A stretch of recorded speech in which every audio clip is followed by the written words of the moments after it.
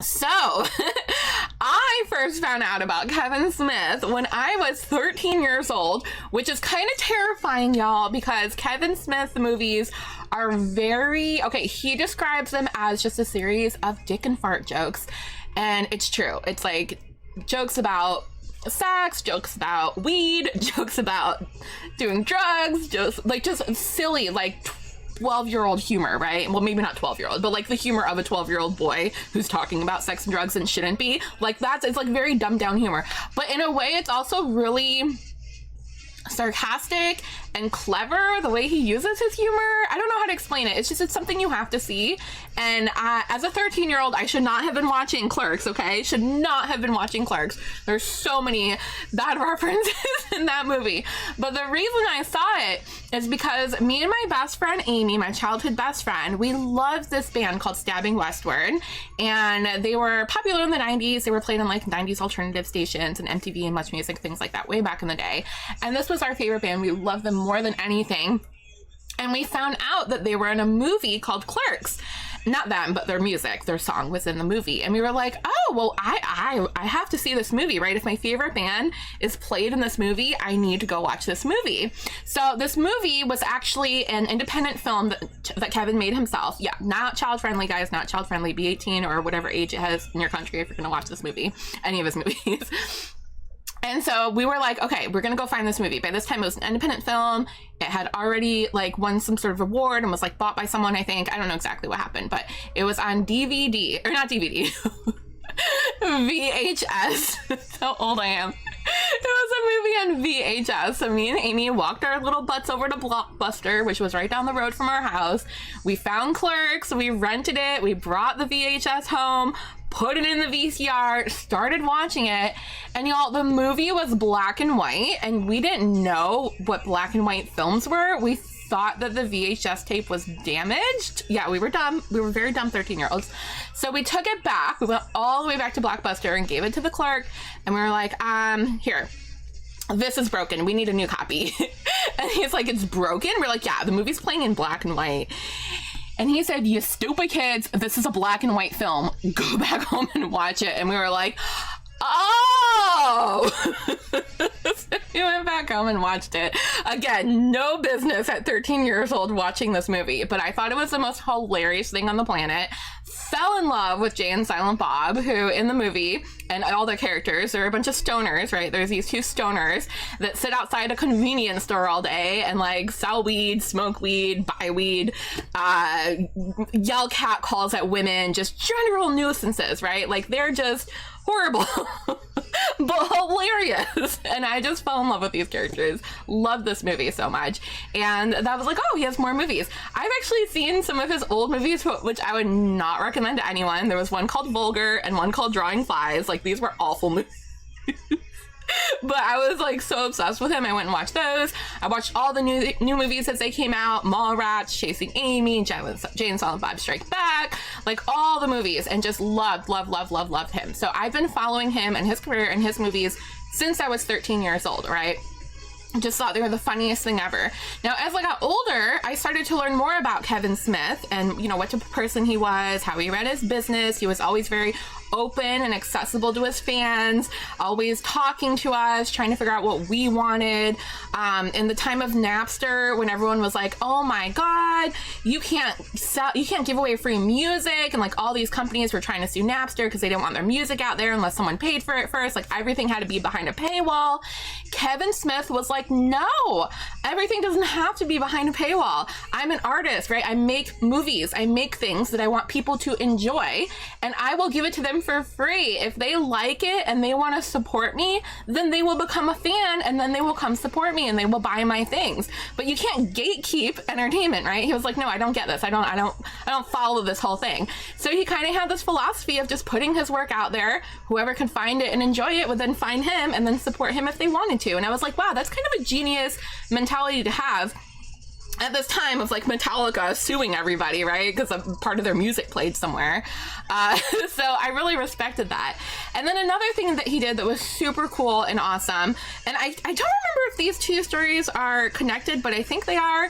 He basically got kicked off a plane for being quote unquote too fat. Like Southwest Airlines kicked him off, and that's a whole story in itself that I could tell another time. I don't want to like inundate you with Kevin Smith stories today, but the point was, after he got kicked off this plane, he was like, you know what, I'm gonna get my own tour bus and I'm just gonna tour the country in a tour bus. And that's what he did. So his movies, he would play at certain theaters in the country, would play his movie, and then after the movie and before the movie, he and Jay, aka Jason Mewes, they would come and talk to the audience, and they would do a Q&A. They would introduce the movie. They would talk to us. They would ask, let us audience members ask questions, and he would answer our questions. And I thought, how cool is that he's literally touring with his movie and promoting it and making himself accessible to fans at the same time. So I went to all of these, right? And he also did an evening with Kevin Smith where he would go to different like colleges and things like that, and he would do, I don't know, I guess the best you could relate it to is like a stand-up show, but he's not like a conventional comedian. He tells stories. He's like a storyteller, and so people would pay to go sit in the audience and listen to him tell stories and ask questions. And so I had been following him and going to as many of these as I could. Now the first one I went to, or tried to go to, I was 16 years old, again, too young to be watching his movies, too young to be into this kind of stuff, but my mom and dad didn't really care. They weren't like super strict about that. They didn't care if I like cursed and whatever. So I was watching his movies, big fan, and we found out he was coming to Kent State University, which was like 45 minutes to an hour from where I lived. Hi Ninja, how are you? Aw, thanks Drake. I know, right Nate? So many horrible stories about them. It's like when you play GTA as an 11-year-old, right? I had no business watching Kevin Smith movies at like 13, 14, 15, but I did. And then here's the thing, y'all. I might have even been 15 at the time. I don't even know if I was 16. You know what? I might have actually been 15. I need to look up what year he went to Kent State. But anyways, I was really young. I didn't have a car, and there was no way I was going to get an hour away to go see Kevin. Also didn't even have the money to get a ticket. So me and my dumb best friend, the same one who watched the Clerks movie with me, went on like some AOL chat room. I don't even know how we did this or where we found them, but we found this dude who was 40 years old. Mind you, we were like 16 or something. And we were like, hey, we really want to go see Kevin at Kent State. We don't have a ride. We don't have money, blah, blah, blah. Yeah, that Kent State, Carrie Ann. And so he's like, oh yeah, I'll take you girls. No problem. And we were like, well, our parents can't know. So we told them we were going to Starbucks. I don't know what we told them. I think we told them we were going somewhere. And we walked to Starbucks, and this dude came and picked us up in his red Ferrari and drove us to Kent State. We literally could have died, right? That could have been a horror movie in itself. Luckily, he was a nice guy, but we were really stupid. Our parents had no idea. And this guy took us to Kent State. And he was going like 95, 100 miles on the highway. We were terrified. We were like so scared. And we were just like, but we got to get there. We're going to be late. We're going to be late. So we get there and we get in line to get tickets. And they had just sold out. There were no more tickets left. You could not get in to see Kevin Smith. And we were devastated, like so devastated. So he took us to dinner. Like I said, he ended up being a nice guy. We ended up having some mutual friends, and he brought us home. Thank God nothing bad happened, right? Safety in the chat, guys. Don't do as I do. Do as I say, right? Don't do that shit. Thank you, Panda. So I was really sad we didn't get to see him, but then I found out afterwards that staff who had been selling tickets and saw that there were like, I don't know, maybe 8 to 10 people out there who didn't get tickets, they felt bad for them. And they were like, you know what? We're just going to sneak you in. We can't give you any seats because there's no seats left, but you can kind of go like stand against the wall and watch the show. Y'all, that could have been me. That could have been me. I could have been one of those people that got let in. So during the show, Kevin noticed people standing against the wall, and he was like, what, did they run out of chairs or something? Like trying to make a joke. And the guy was trying to tell him what happened. He's like, get on stage. So he goes on stage and literally tells him like, we were here, tickets sold out, staff let us in, we have to stand against the wall. And he's like, no, like get these guys some chairs, right? They got to meet Kevin and go on stage. If I had waited like an extra 10, 15 minutes, that could have been me. I could have been on stage with Kevin Smith. And ever since that day, I was like, I need to meet him. I need to meet him. And I went on this journey. And it's been 22 years now since that day. 22 years that I've been trying to meet this man. So I'm going to give you a couple quick stories about other times that I tried to meet him and failed. Okay, so one time, me and my sister went to go see him. Again, he does a lot of shows, talking shows and movies, and there's many ways that he would interact with his fans and tour the country, so you could go meet him or talk to him or listen to him or whatever. And so we were at one, and they, of course, they had meet and greets, but they were very expensive, like $500, $1,000, things I could never, ever, ever afford in a million years.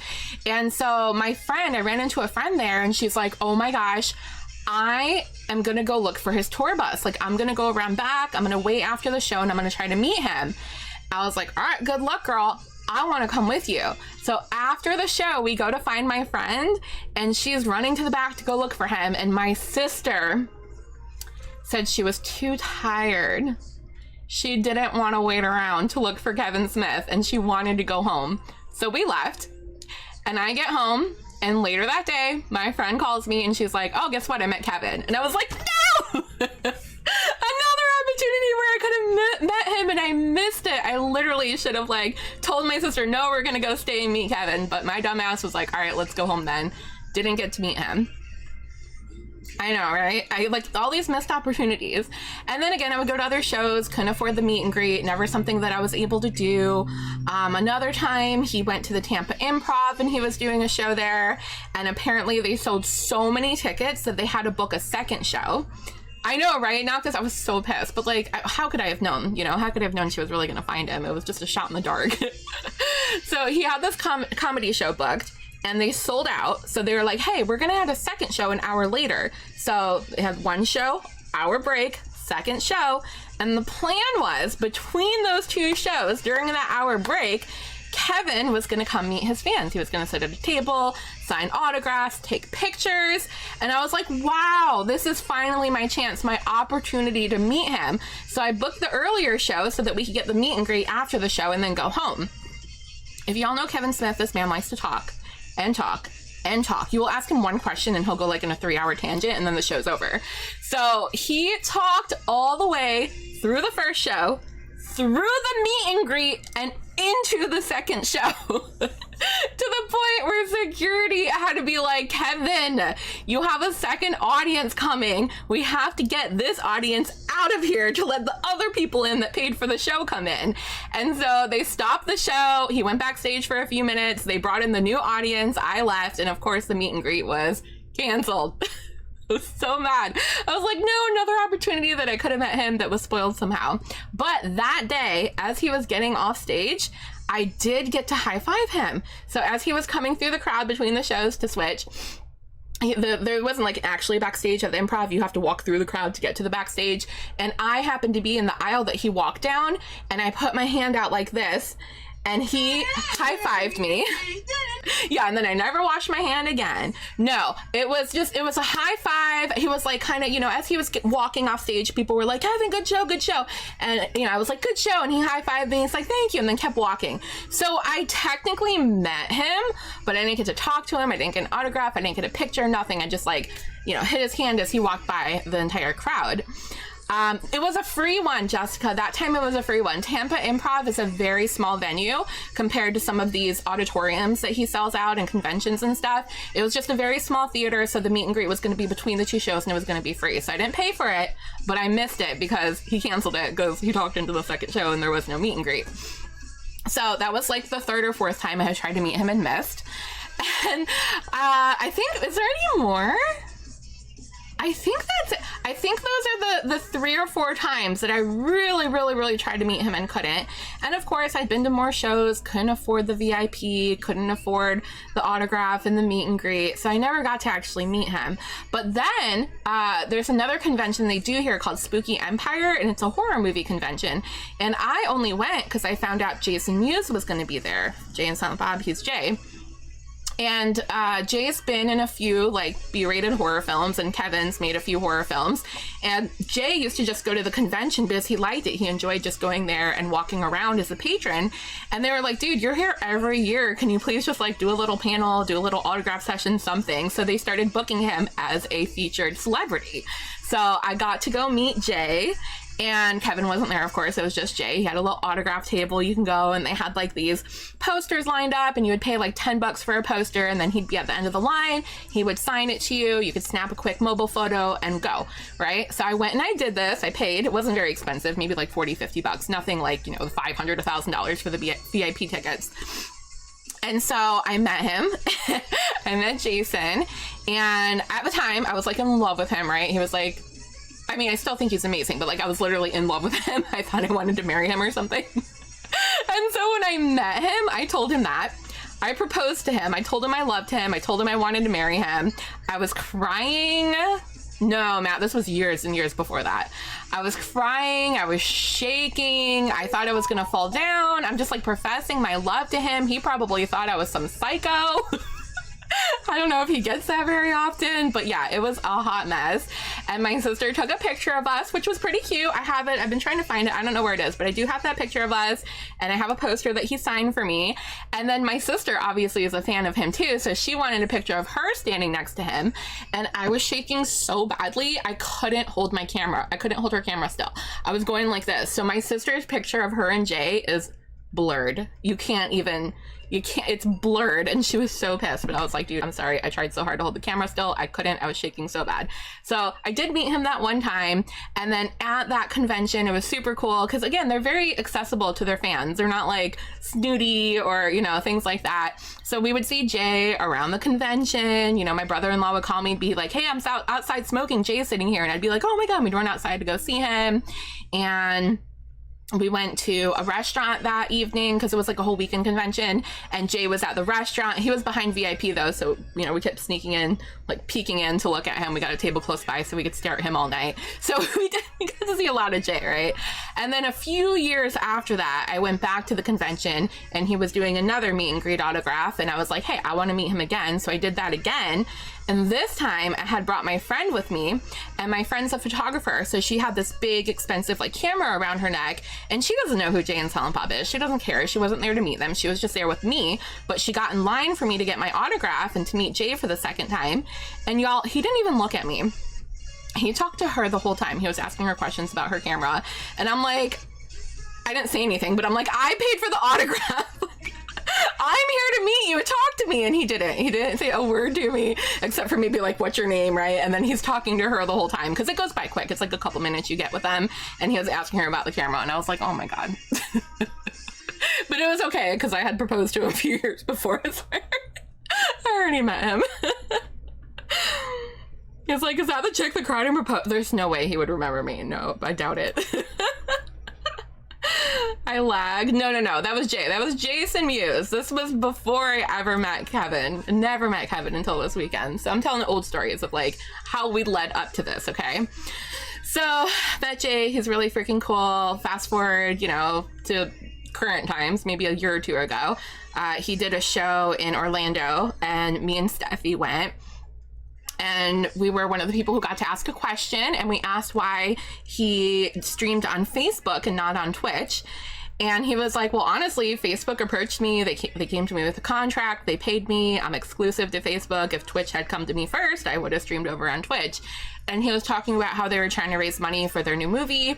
Not raise money, but like get funding. And me and Steffi were like, hey, come stream on Twitch. You have a huge following. We'll pay through subs and donations and bits and stuff. Like, we'll literally fund the movie. And he's said that we have no idea how much a movie actually costs to make, and there's no way his fans would fund it. But still, we kind of like planted the seed in his head, like, you should be on Twitch. It's a superior streaming service. And then fast forward like a year or so after that, Steffi and I went to go see him again for, I think, Super Groovy Cartoon Movie, because again, they tour with their movies. They also do the stand-up shows. So almost every year I go and see them when they come to town. And so we were there, and Kevin comes on stage to introduce the movie, and he was like, normally Jay would come out here with me to greet you all and introduce the movie, but he's in the back room streaming Fortnite on Twitch. And he'll be back after the show. Like, after the show, he'll come out with me and we'll do like a proper Q&A. But he's busy playing Fortnite right now. And me and Steffi were laughing. We were like, what? He's on Twitch now? Oh my God, he's on Twitch? So he was really new to Twitch at this time. Maybe had been on for like a month or two. And we got so excited. We came home, we looked him up. I was like, huh, I have more followers than he does. Interesting. And then I caught a couple streams and I'm like, huh, I have more viewers than he does. Interesting. This was like at my peak when I would stream with like 200-300 viewers, right? So I was a much bigger channel than I am now. And I was like, wow, I'm bigger than my celebrity. Like my channel, I'm more famous on Twitch than my celebrity crush. And so I raided him. I raided him with like 200 and something people one day.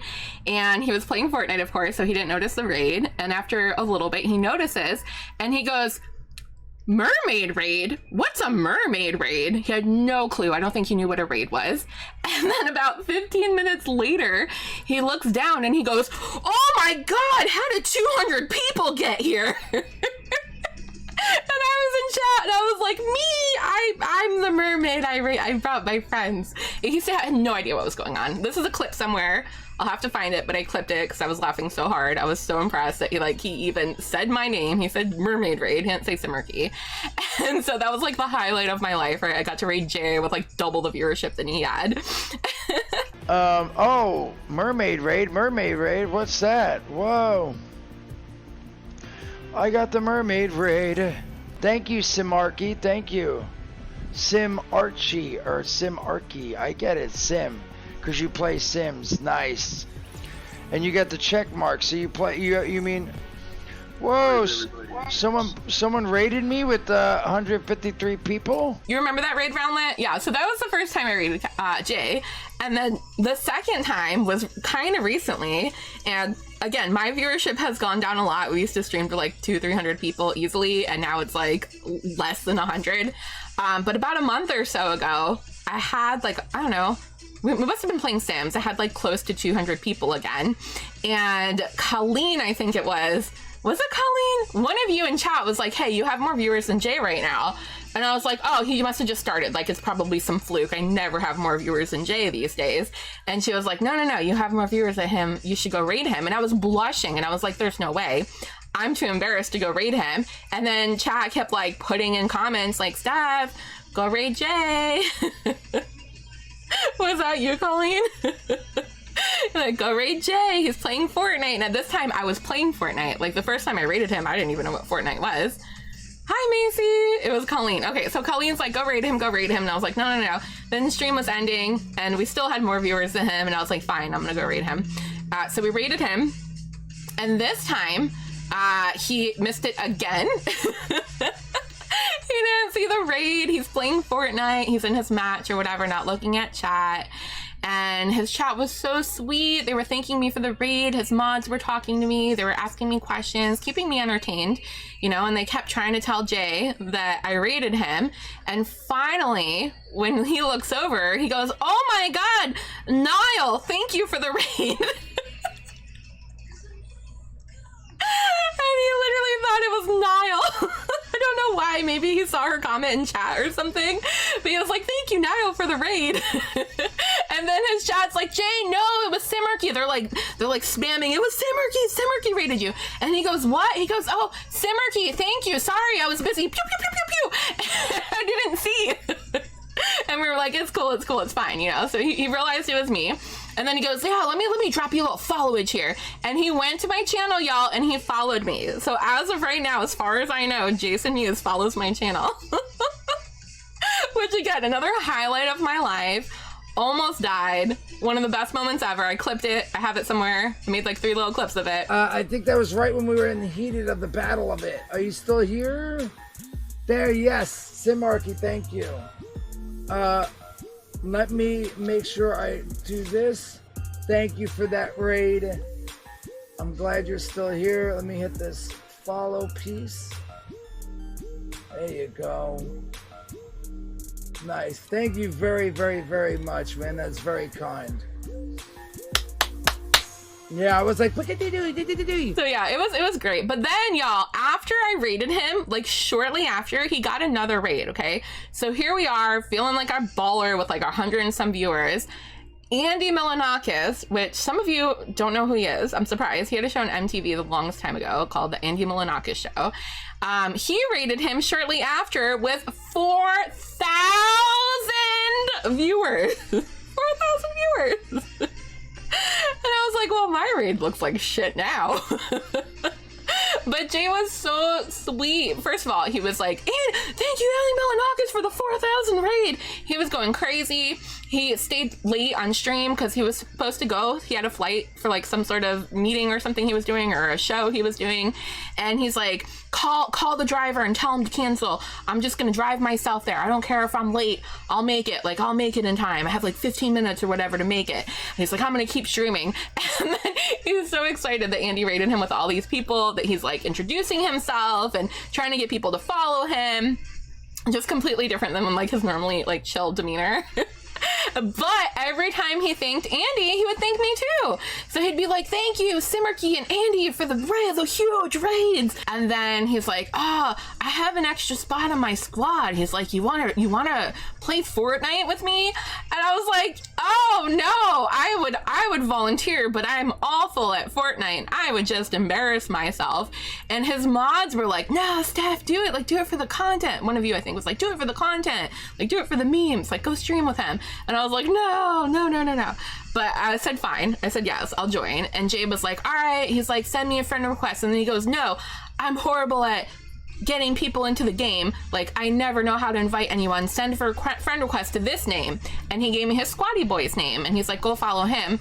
And so I did. I added him on Fortnite. His squatty mate added me back. He's like, he's in charge of bringing people into the squad. But then he was so late, someone else jumped in and I didn't get to play. It was funny because like the whole time I was freaking out thinking I was about to stream with Jay.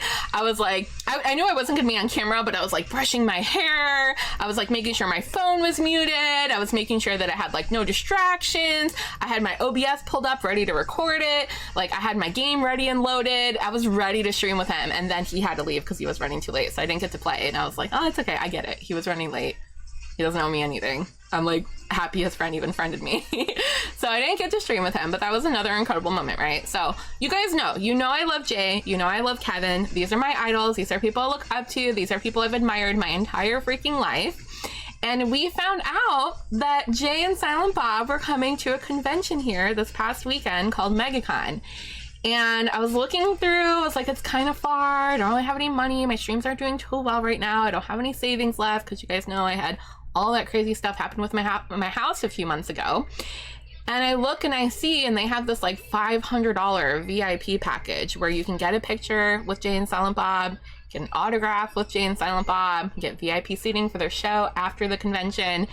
And I'm just like looking at this thing for months going, can I afford it? Can I afford it? Can I afford it? And ultimately I decided there's no way in hell I can put $500 towards doing this, and just said, you know what, forget my dreams of meeting Kevin. It's fine. Maybe I'll have another opportunity one day.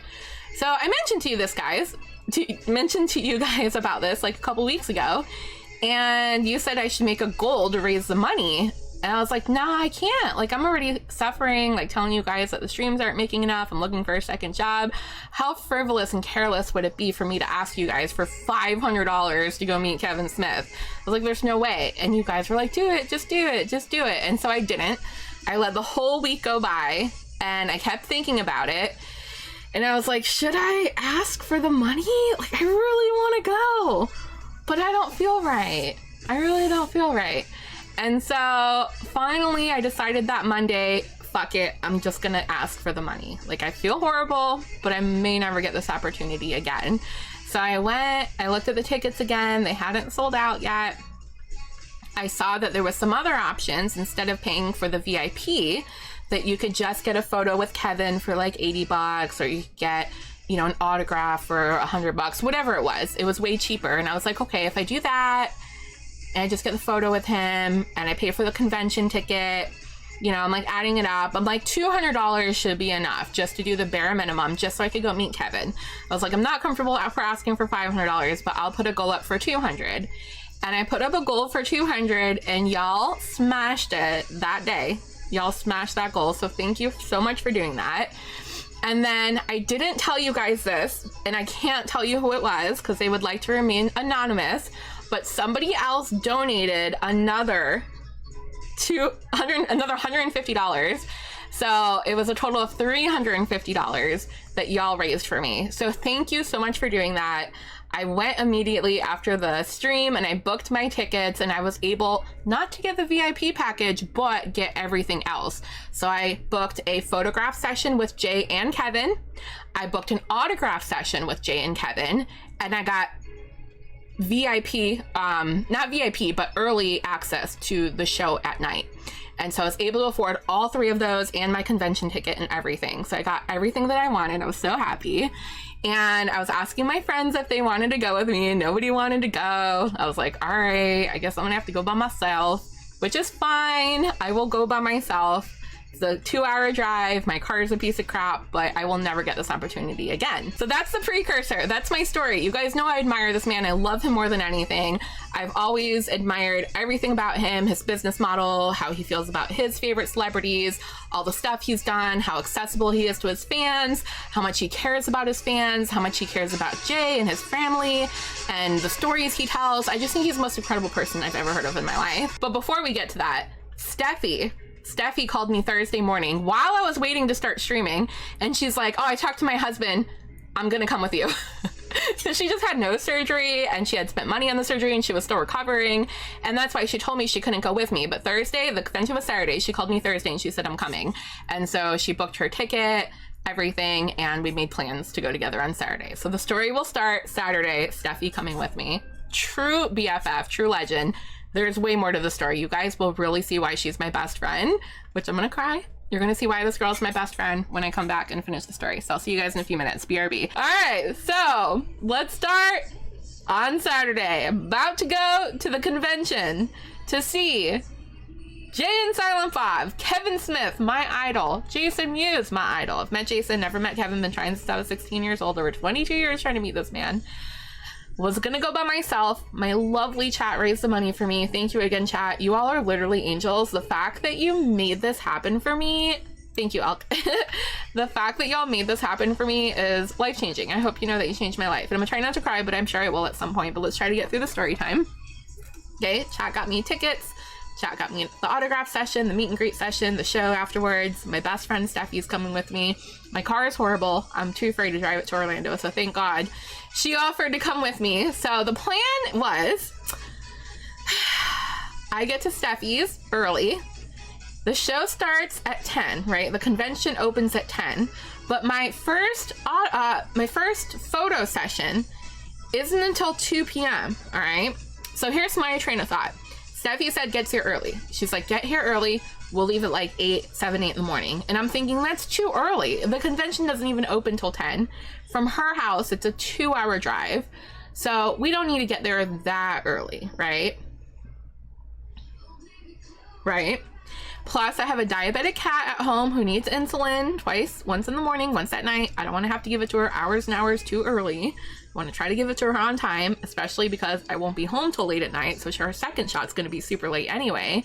I don't want to put my cat in danger. Plus, I don't want to have to get up at the butt crack of dawn to get to Steffi's by 8 o'clock. I would have to wake up at like 5 or 6 in the morning, and I want to enjoy my day. I finally get to meet Kevin. I want to look cute. I want to curl my hair.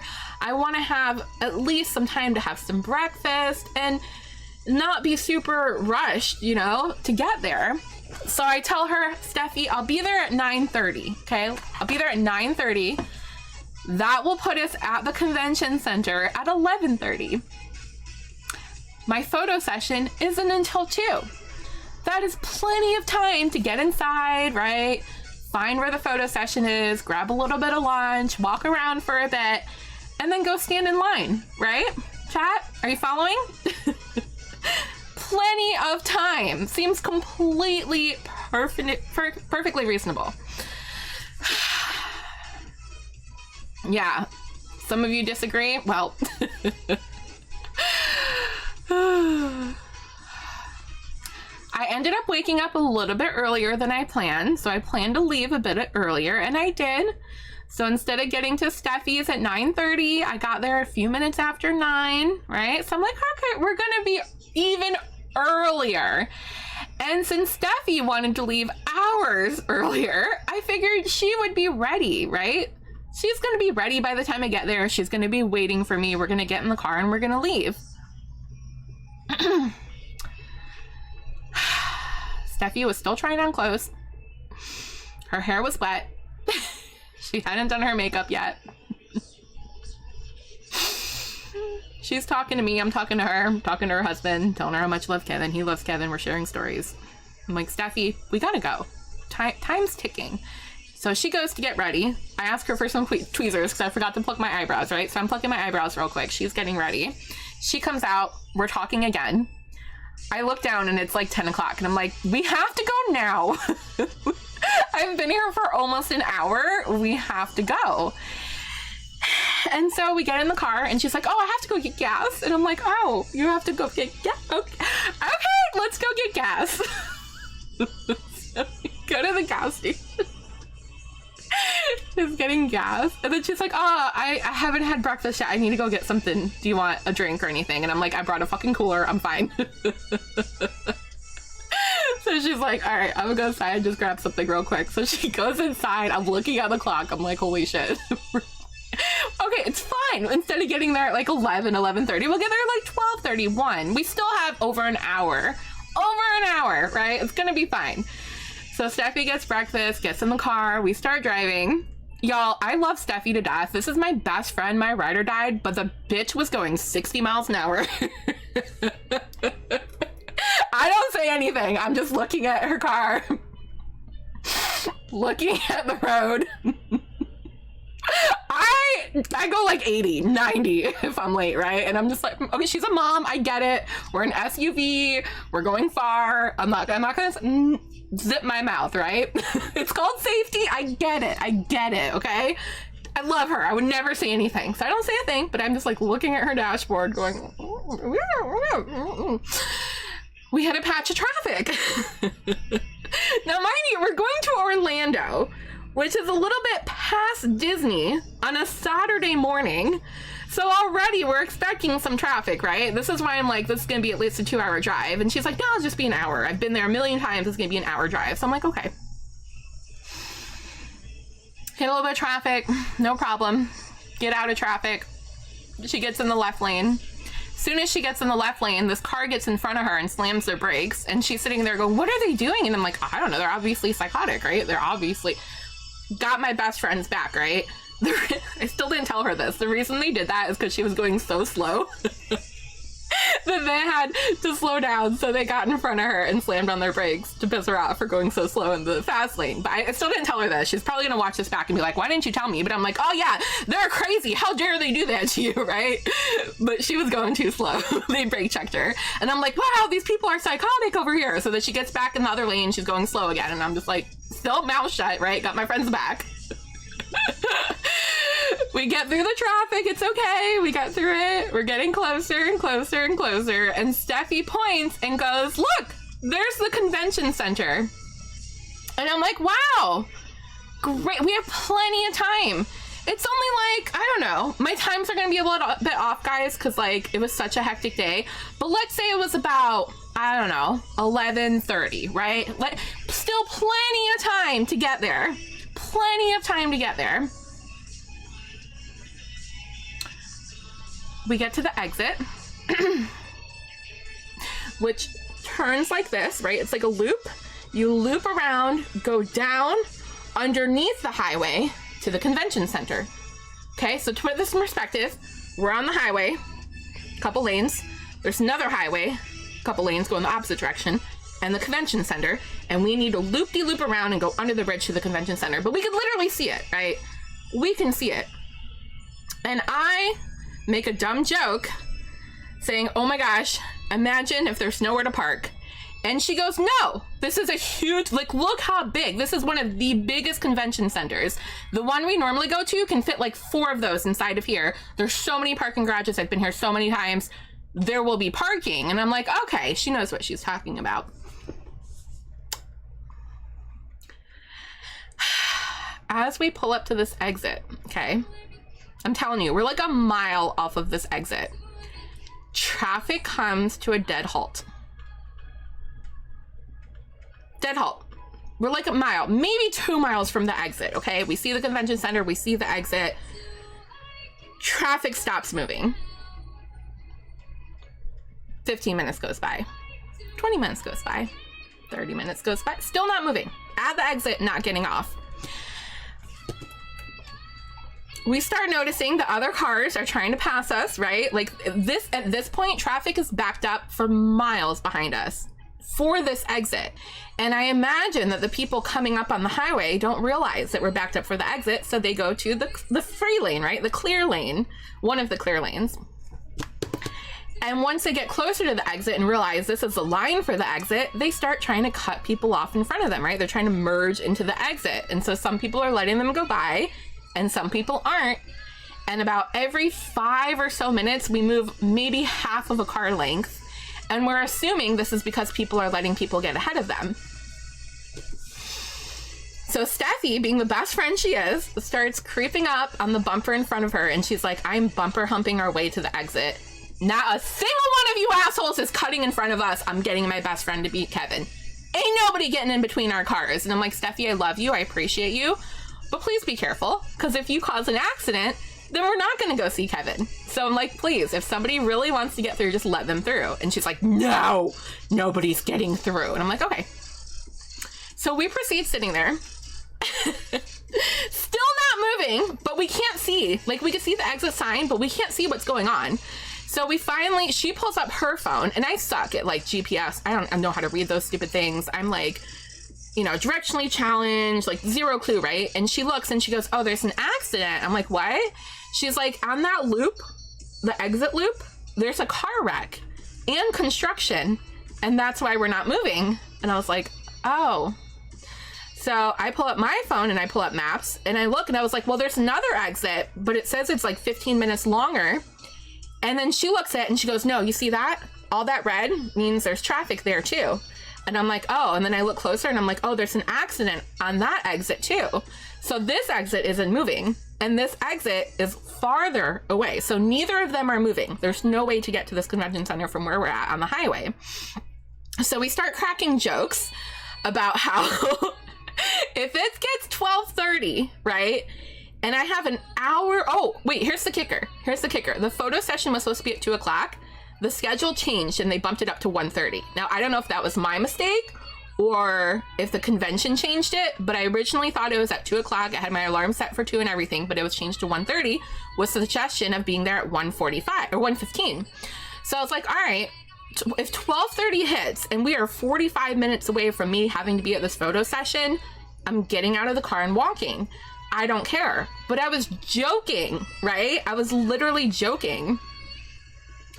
And we're looking at the clock, waiting for 12:30 to hit. This whole time we're making jokes about, oh yeah, you have to cut across 4 lanes of traffic. You gotta play Frogger, hope you don't die.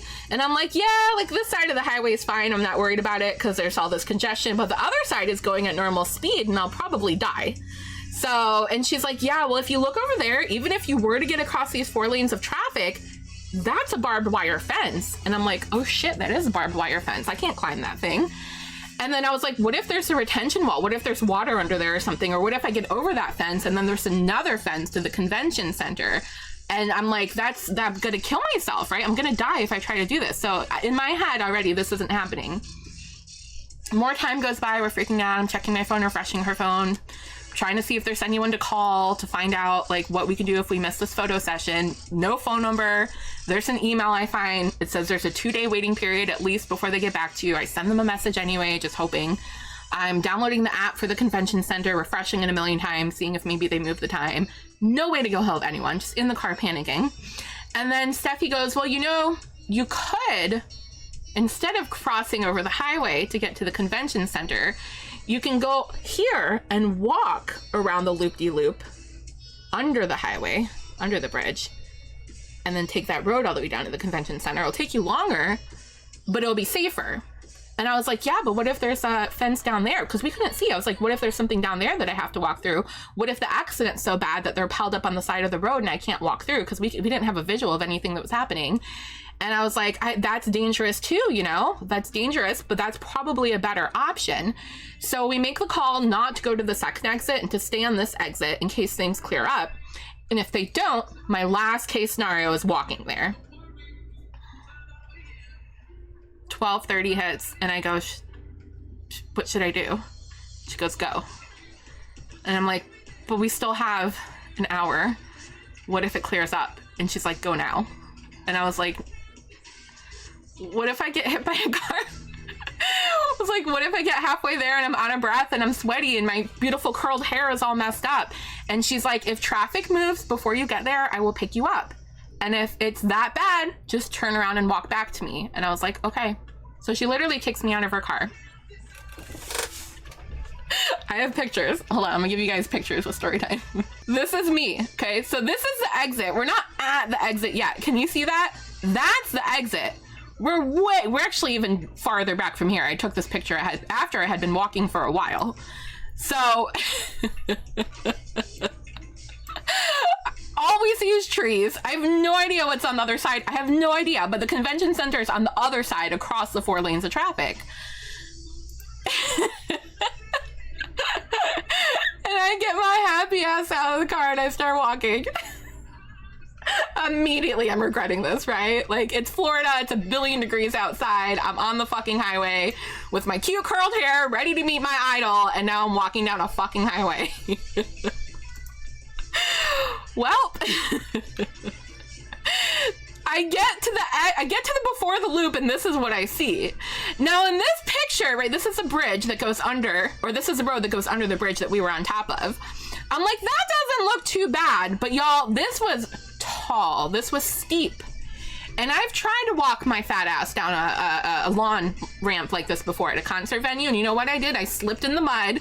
I was covered in mud and water for hours, and I had to sit at a concert covered in mud and water in the freezing cold for like 4 hours, and I almost died. So I immediately knew I'm not going down this, right? Immediately knew I'm not walking down there. So I'm walking, this is a loop, right? There's a big pond here, and it still doesn't look that steep, but it's very steep. So my plan is, instead of walking the entire loop, right, I'm gonna go down here. Can you see my mouse? Where it's a little bit more flat, cut across there, and then walk down this muddy area to get to the bridge, to go underneath, to get to the road, to walk to the convention center. And I'm like, it might be wet, it might be muddy, but I'm gonna risk it, right? Oh yeah, there's probably alligators, who knows what the hell is down here. And the water is usually a bit higher, you can tell, that's why I thought it was muddy down there, because the water usually comes up more to the second like retention area. So I get down there, and I start walking, and I feel like I'm gonna fall, but I make it. The water's, the ground's a little bit wet, but nothing that I feel like I'm gonna slip and fall on, right? It's just a little bit wet, a little bit mushy, but I make it.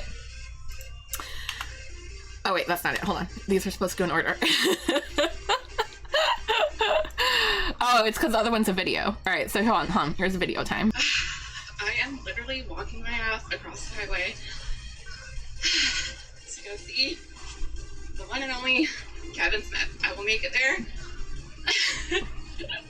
My friend is like way up there. That's not my friend walking, but I wonder if he has the same idea. So there's another guy doing the same thing I'm doing. My hair had already gone flat at this point, right? It was a little bit more curled than that, but the wind's blowing. I'm already sweating. Again, I'm overweight. I'm not used to walking like this. I'm already sweating. My hair is already a hot freaking mess, and I'm upset. But I'm like, at least I'm gonna get there. So I'm walking across this thing, trying to look for Steffi, can't see Steffi, and I see another dude wearing a backpack just walking down the hill. And I'm like, well, and I tried to yell at him. I'm like, hey, it gets less steep over there. He ignores me and keeps walking. And I go, you trying to go to the convention too? And he ignores me and keeps walking. So this dude just like literally hops down this mud pile and goes the opposite direction. So I don't even think he was going to the convention, right? So I start walking and walking and walking. It's supposed to be like, you know, a 20-30 minute walk. Feels like it's taking forever. I'm hot. I'm sweaty. Sweat's dripping down. My shirt's soaking wet. But I'm determined. I've been trying to meet Kevin Smith for 20 years. And every time I've tried, I have failed. There is no way in hell this is the day that I'm not going to meet Kevin. There's no way.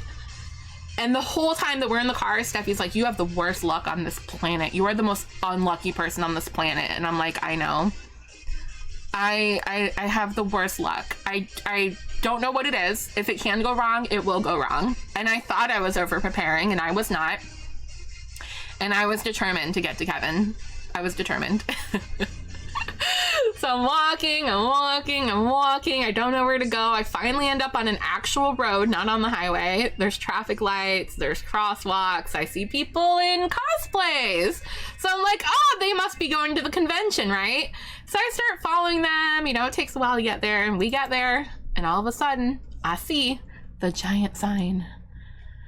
MegaCon Orlando! And I knew I made it. Now, this is the South Hall. So there's a South Hall, a North Hall, a West Hall, an East Hall, and this place is gigantic. And I have no idea which door to go in. I have no idea where to go. So I just start following random people who seem to all be going in the same general direction. So I'm like, okay, this is fine, right? Steffi's texting me. I'm texting her back. I made it. Steffi's still at the exit, y'all. She is still sitting on that exit waiting to get off. I make it, and I'm like 12 to 15 minutes before the photograph session is supposed to take place. I'm like, I have just enough time to get inside, pee, maybe grab a snack, find out where the photo is, and maybe be a few minutes late, but I'm gonna get there.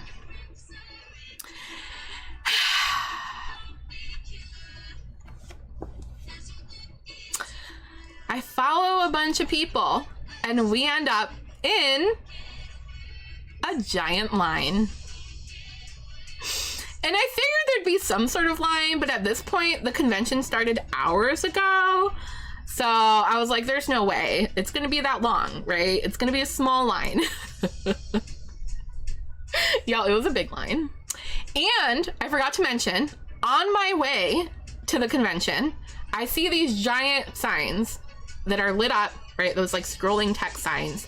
And they say, all Orange County Convention Center parking lots are full. Oh, remember Steffi told me this place is gigantic. They have 1 million parking lots. She's been here 100 times. Parking's not going to be an issue. All their lots are completely full.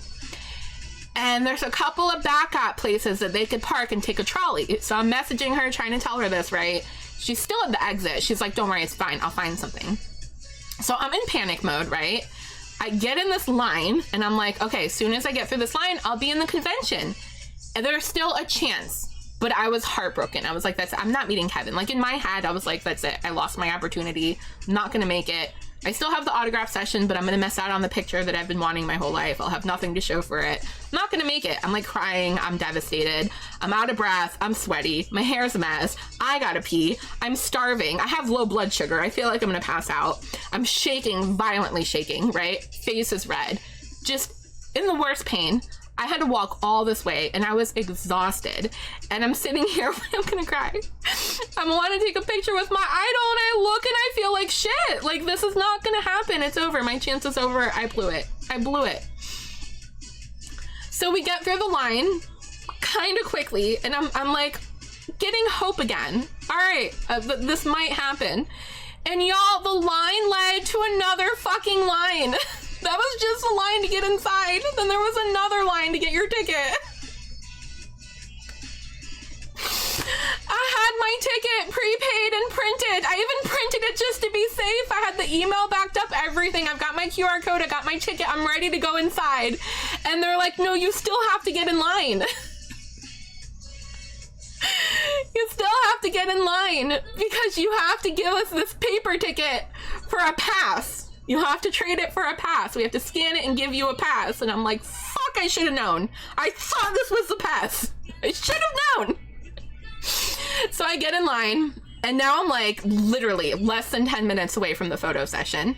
This convention's huge. I have no idea if the photo session's in the south course, the north, the east, the west. It could take me another hour to get there. There's going to be another line. I still have to pee. What am I going to do?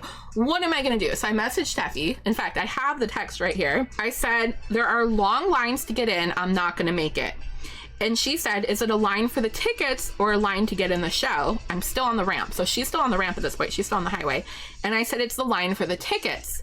And she said, you should go to the line for the show. You have your tickets. And I said, I'm in the line for prepaid tickets. Like, I'm in the line for people with prepaid tickets. And it's very long. And she said, true, but you're closer than being in the car. And I said, true. And she said, it should be fast. Usually they just scan a paper, give you a band, and get you in steadily. And I said, the line is not moving. And she said, the universe hates you. And I said, yeah, but I tried. At this point, I'd given up. There's no way I'm going to make it.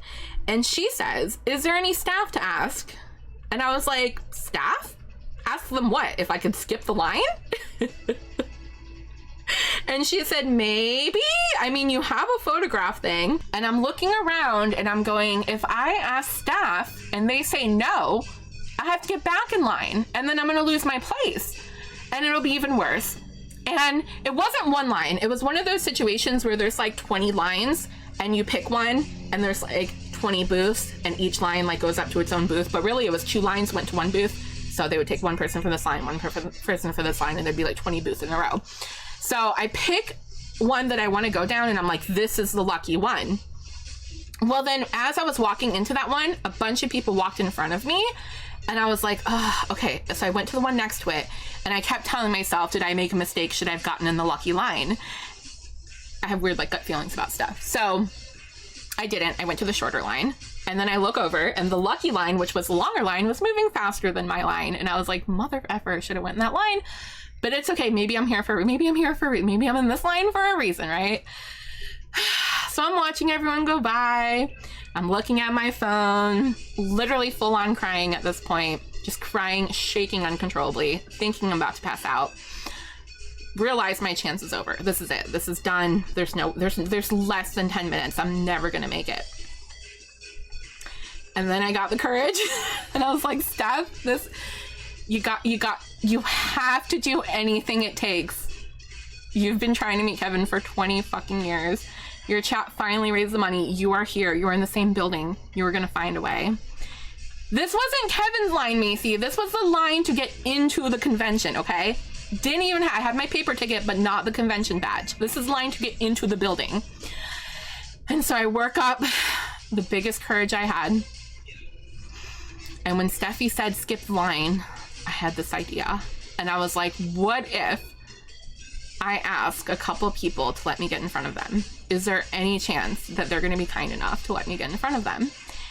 And at this point, there was probably about 20 people, maybe 30 people in front of me. And so there's 2 guys standing in front of me and they look fairly nice. And I'm like, Steph, just get the courage, do it. And I tap one of them on the shoulders. I'm like, excuse me? And I'm crying at this point, right? I'm like, I'm so sorry to ask you. I have a paid photo op with Kevin Smith in 10 minutes and he's my idol. And I literally walked here from the highway. Like, my friend's still on the highway. I walked here. I walked all the way here and I'm still not gonna make it. Is there any chance you would please let me cut you? And please, I feel awful asking, but is there any chance you would let me get in front of you? And they're like, of course. And I was like, literally, I'm shaking telling the story back now. I'm shaking. They let me in front of them and I'm like, okay, all right. There's a lovely girl standing in front of them and she had heard me. She pretended like she didn't hear me. So I tap her on the shoulder and the second I tap her on the shoulder, she just grabs me and goes, go, and pushes me in front of her. And I turn around and I'm like, thank you. So now the next couple in front of me hadn't heard yet. So there I go. Excuse me. Same thing. I just walked here all the way from the highway. I have a paid photo op with Kevin Smith in less than 10 minutes. I'm not going to make it. Is there any way you'd let me please get in front of you? I'm so sorry to ask. And they're like, okay, sure. Get in front of them.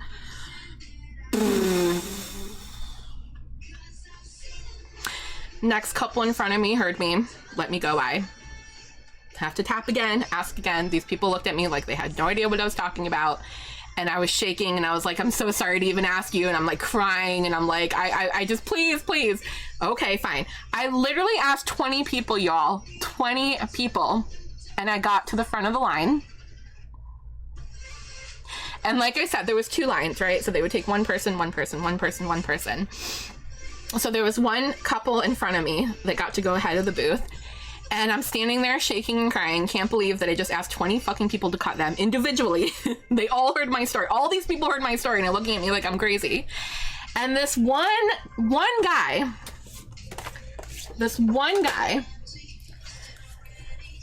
reaches out to me. He reaches in his backpack and he pulls out these 2 comic books. And this was going to be the secret keyword of the day, but I said comic book then earlier because I forgot. I was trying to be sneaky.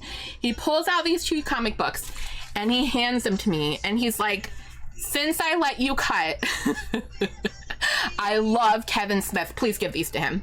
And I was like, okay. So apparently this guy, Felipe Bergeson, thank you for letting me cut you in line. Obviously, I didn't get a chance to give Kevin your comics because I still have them, but I will show them in my stream, which is the next best thing, right? Forget Kevin Smith. I'm showing it to 100 people here in the Simarchy stream. We got Bunny Jane, and we got To Escape or Not Escape from Hell. Well, that's not foreshadowing. I'm sorry, but these come in handy later, and I'll tell you why. These actually help save me in a way. Alright, so I get in line, and I'm holding my paper ticket, right? And I go to the lady at the window, and I'm shaking like this, and I'm crying, because I can't believe all these people just let me cut them, and there's a small, tiny chance I might meet Kevin now. And I hand her the paper, and I'm like this, and she's trying to scan it, and she can't, and so she grabs it out of my hand, and she goes, "Are you okay?" I was like, I'm not okay. So I tell her the story. I'm like, I just ran here from the highway. I have a paid photo op with my idol in 10 minutes. Where's the photo? I'm going to be late. Where are they? And she goes, I don't know. I don't know where. She's like, go ask security. And I was like, okay. So, or staff or whatever. So she scans my thing, get it exchanged for the actual pass, right? This is what you actually need to get into the convention. The plastic card. So I'm looking at the clock. Now we're like, probably like 5 minutes, right? 5 minutes from my session being late. And I'm like, I have the card. And I run into the convention, and there's a giant room of people. And these people are just standing in these little groups, like little, just, you know, nothing going on, just a room full of people, just kind of like, not in a line, just standing around. And I'm like, where the frick is the photo op? So I run up to a guy that works there, and I'm like, where are the photo ops? And he goes, I don't know, you have to go inside first. And I'm like, I am inside. He goes, no, you have to get inside the convention hall. And I'm like, is this not... It wasn't the convention hall. It was like the room to get into the convention hall. So there's these big giant signs that say no entry until you've activated your badge. Like, did I not fucking activate my badge by getting my badge? Nope. Badge activation is required to enter the event. Activate your badge. I'm shaking. Activate your badge at VidConOrlando.com/activate. You must tap your badge at all entrances and exits. Acceptance of this badge constitutes an agreement. Blah, blah, blah, blah, blah, blah, blah. I have to go to a fucking website to activate my fucking badge to get into the convention after I've bought a paper ticket and QR code, traded it for this badge. Still cannot use this badge. I'm crying. I lost it at this point. Luckily I had a phone, right? I find the QR code. I'm shaking. I scan the QR code. It takes me to this fucking website. Y'all, do you know how you activate this badge? You have to enter this activation code. Okay, you have to manually type it in. This long fucking digit number and digit code. It's numbers and letters, and it's long, and then there's a serial number, and I'm shaking, and I'm crying, and I'm convinced I missed the show. I just asked 20 people to let them cut me. Social anxiety, full-on panic attack. Have to enter these numbers into this fucking website, and I do it. I don't care, Macy. It's over. Do whatever you want with it.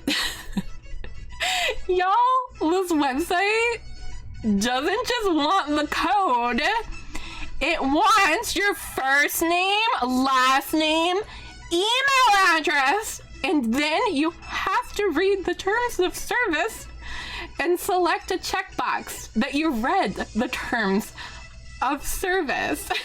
And I'm just like, kill me now. Kill me now. Kill me now. Right? They want like my blood type, my mother's maiden name, my social security number, and I'm like, oh no. So then there's another line. Of course, there's another line. So once you activate this badge, then you get into another line to scan your badge to get inside the convention. There were people with a little scanny thing, and they would scan your thing. And so I'm like, I'm not going to wait and do this because I'm going to miss the show. So I've got my phone in my hand, right? I'm on the website. I'm entering it. I'm shaking. I can barely read. I'm visibly shaking, right? I get to the guy. I'm almost done entering the last bit of information. I'm clicking. I read the terms of service, and it's unchecking the fucking box. And I'm rechecking it, and it's unchecking it again. And I am crying and shaking.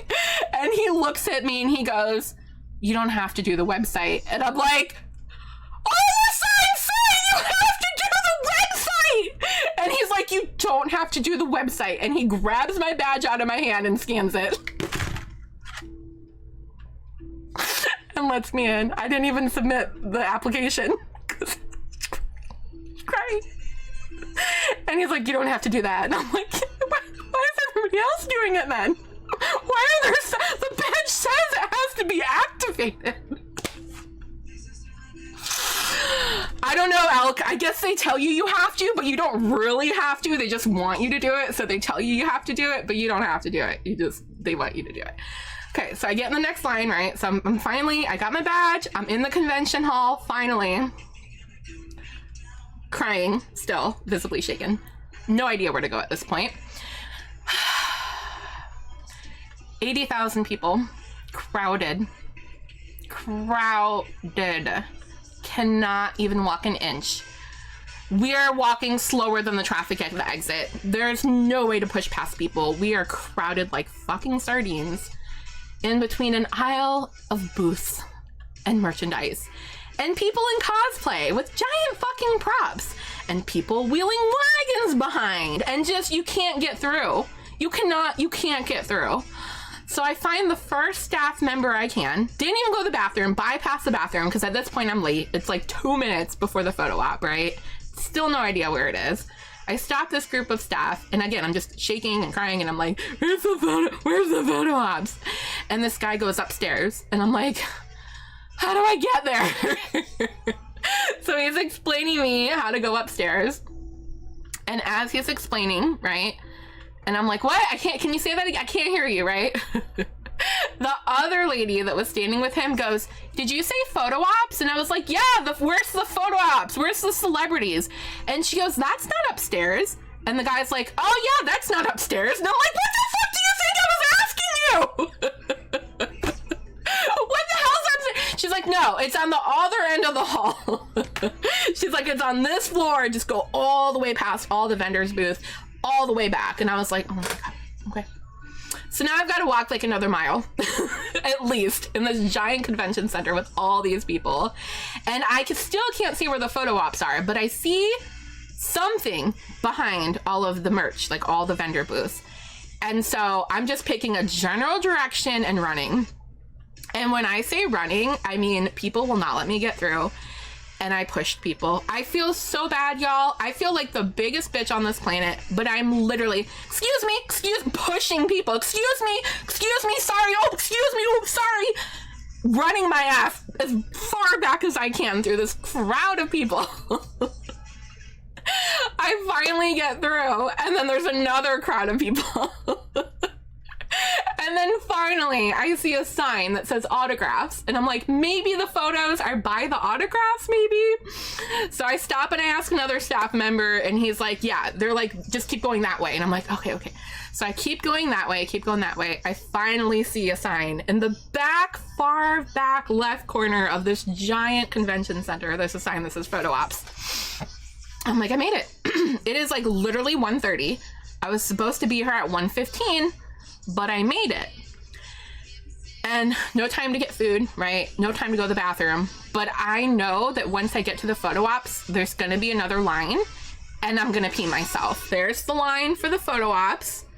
There's the bathroom. I'm gonna quickly run to the bathroom and then go get in line. Who wants to guess what happens when I get to the bathroom?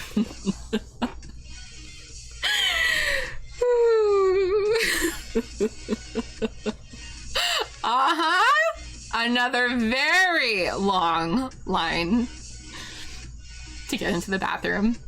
And I looked at the men's room and I was like, should I just run in there? And I was like, oh, no. So I get in the women's line and I'm standing there and I'm freaking out and I'm sweating and I'm shaking. I'm not crying at this point, but I'm sweating and I'm shaking. I'm hungry. I thought I was going to have time to eat. No time to eat. And I'm like, what am I going to do? What am I going to do? What am I going to do? What am I going to do? Do I just skip the bathroom and go get in line for the picture and just hold it?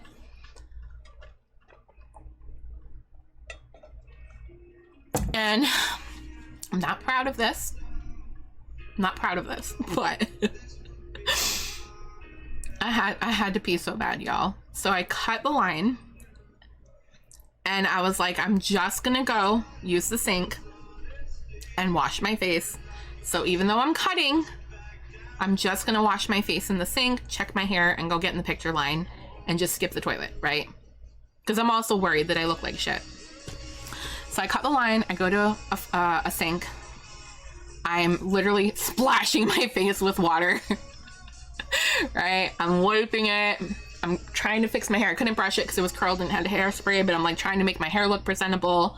I'm still shaking. I still think I'm gonna pass out. And I go to leave to go get back in the line to pee. And I'm like, fuck it, what are they gonna do to me? So I turned around and just walked into a stall that a girl was coming out of.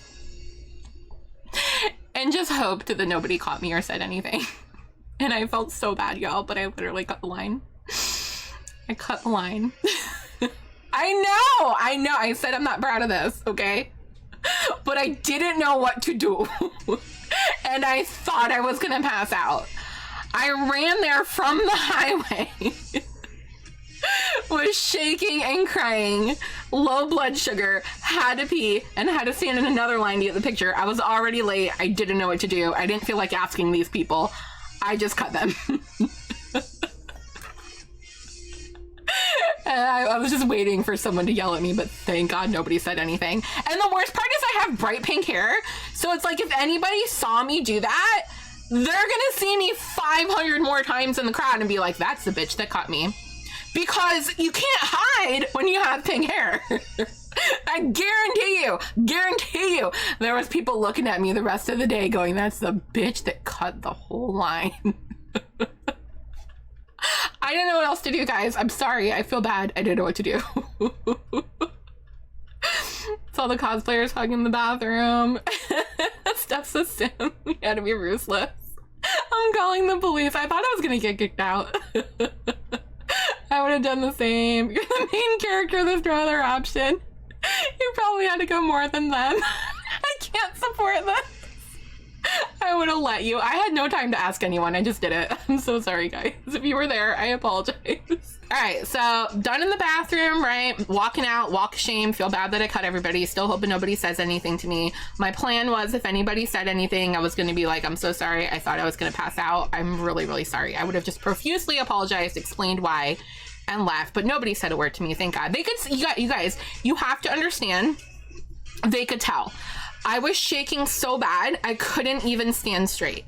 I was shaking, I was crying, my hair was dripping. I mean, I was visibly shaken up, super red in the face. Like, you could tell I was ready to pass out. Like, there was no way you could have looked at me and been like, oh, she cut. You would have been like, holy shit, do we need to call an ambulance? Like, this is how distressed I was, all right? This was hard for me, especially walking along that whole line or the whole highway in the Florida heat with all those cars. I didn't even tell you, the cars were like beeping at me as I was walking by. This was probably the hardest and most stressful and physically and mentally exhausting thing I've ever done.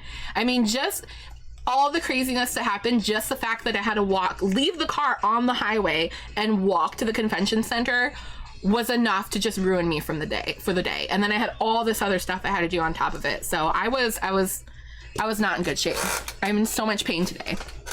So I leave the bathroom, I get in the photo op line, and I'm trying to text Steffi, and I realize I have zero signal. None. No signal. Nothing. I can't make a call. I can't place a call. I can't load a website. I can't receive a text. I can't send a text. Dead. And I'm trying, and I'm sending messages to Steffi, and they're getting kicked back. I'm sending them, they're getting kicked back. No idea where she is at this point. Have no idea what to do, so I get in line for the picture.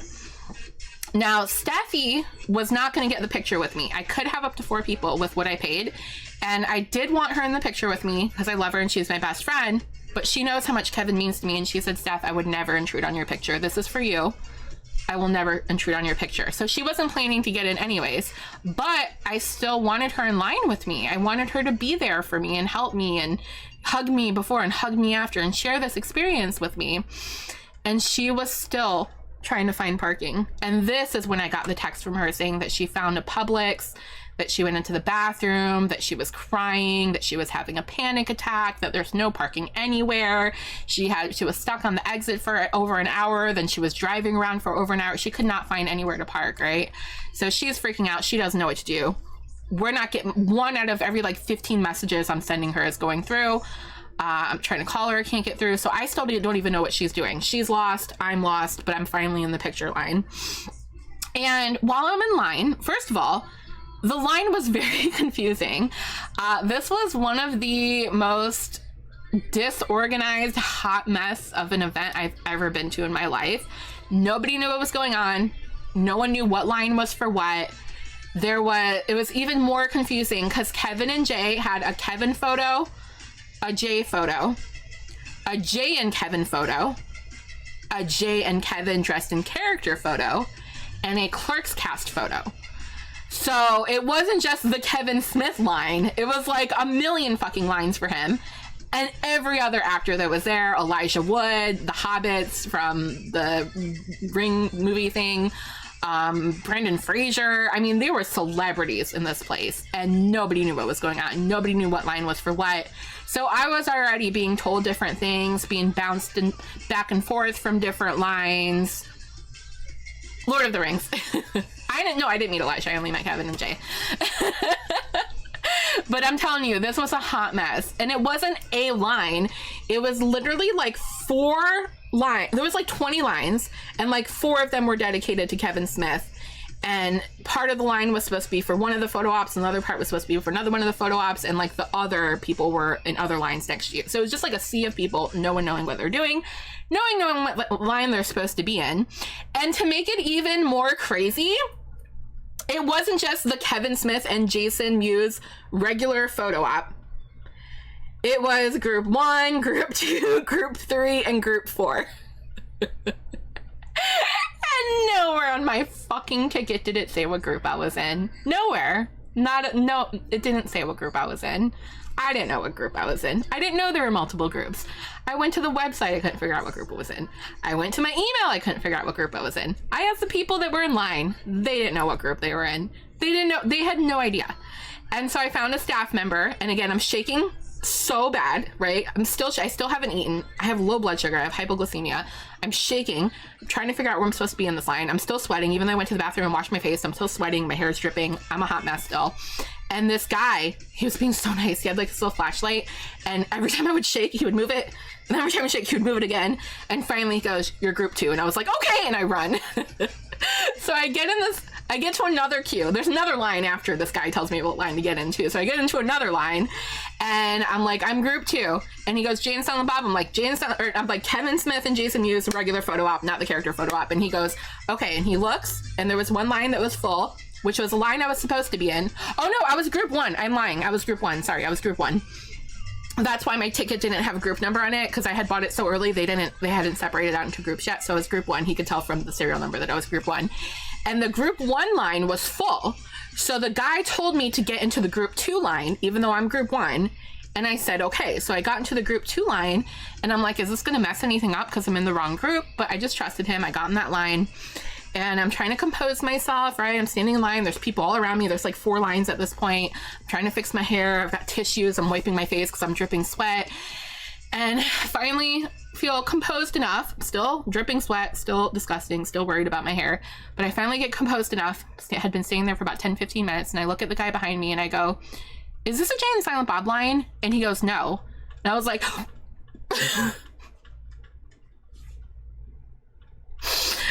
I almost started crying, but before I could panic, he goes, "No, I'm just kidding, you're in the right line." And I was like, "Don't play with me! Don't play with me!" He was trying to make a joke.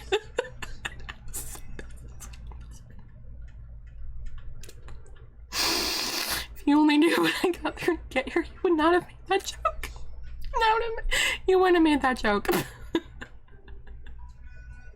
Yeah, I thought I was gonna die. I'm not kidding you. I thought I was gonna die. I was so tired. I was so out of breath. I was shaking. I was sweating. I was crying. And now I'm thinking I'm in the wrong line after all that. It was the right line, though. He immediately looked, probably saw the fear in my eyes, and he was like, "Just kidding, just kidding, just kidding, just kidding."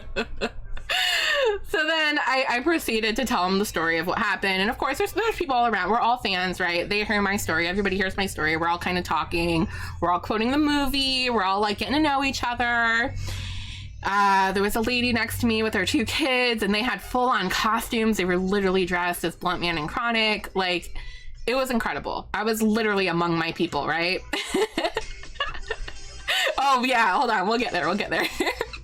So everyone's talking, being nice, making friends, right? The lady that's fixing her son's hair, because they had wigs, she kept like fixing their hair and brushing it and stuff. And I kept turning to her and I was like, does my hair, I literally asked her like 10 times. I was like, does my hair look okay? And she kept saying, yeah, it looks fine. It looks fine. I turned to the lady in front of me. I was like, how does my hair look? And I'm like, the whole time I'm nervous. I'm fidgeting. I'm like trying to fix my hair. I'm wiping sweat off of me. Like, I'm literally still a hot mess, right?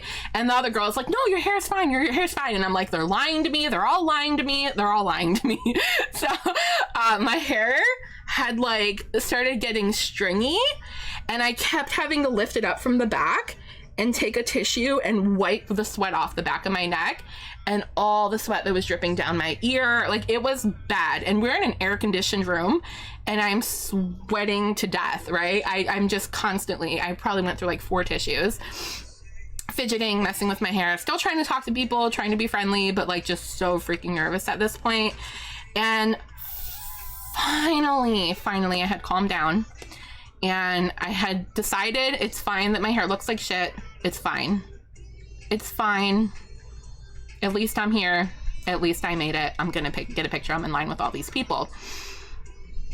Meet some other cool people. Meet a couple from Jersey. They're telling a story. They have like a whole wagon. They have a wagon with like a cooler and sandwiches. Like, we're all just hanging out, having a good time.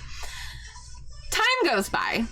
Still horribly trying to get a hold of Steffi, sending message, where are you? Are you okay? Did you find parking? Trying to call her, can't get, still don't know where she is. Still can't get a hold of her. I think at this point I didn't even know that she had gotten off the exit yet. I think the parking thing happened later. Still didn't know where she was. I'm hoping that she would just show up and find me because of the pink hair and that she would get in line with me. Still can't find her. Telling everyone my story, telling them my history, telling them how I've been trying to meet Kevin for 20 years. Like, literally everyone knew my story.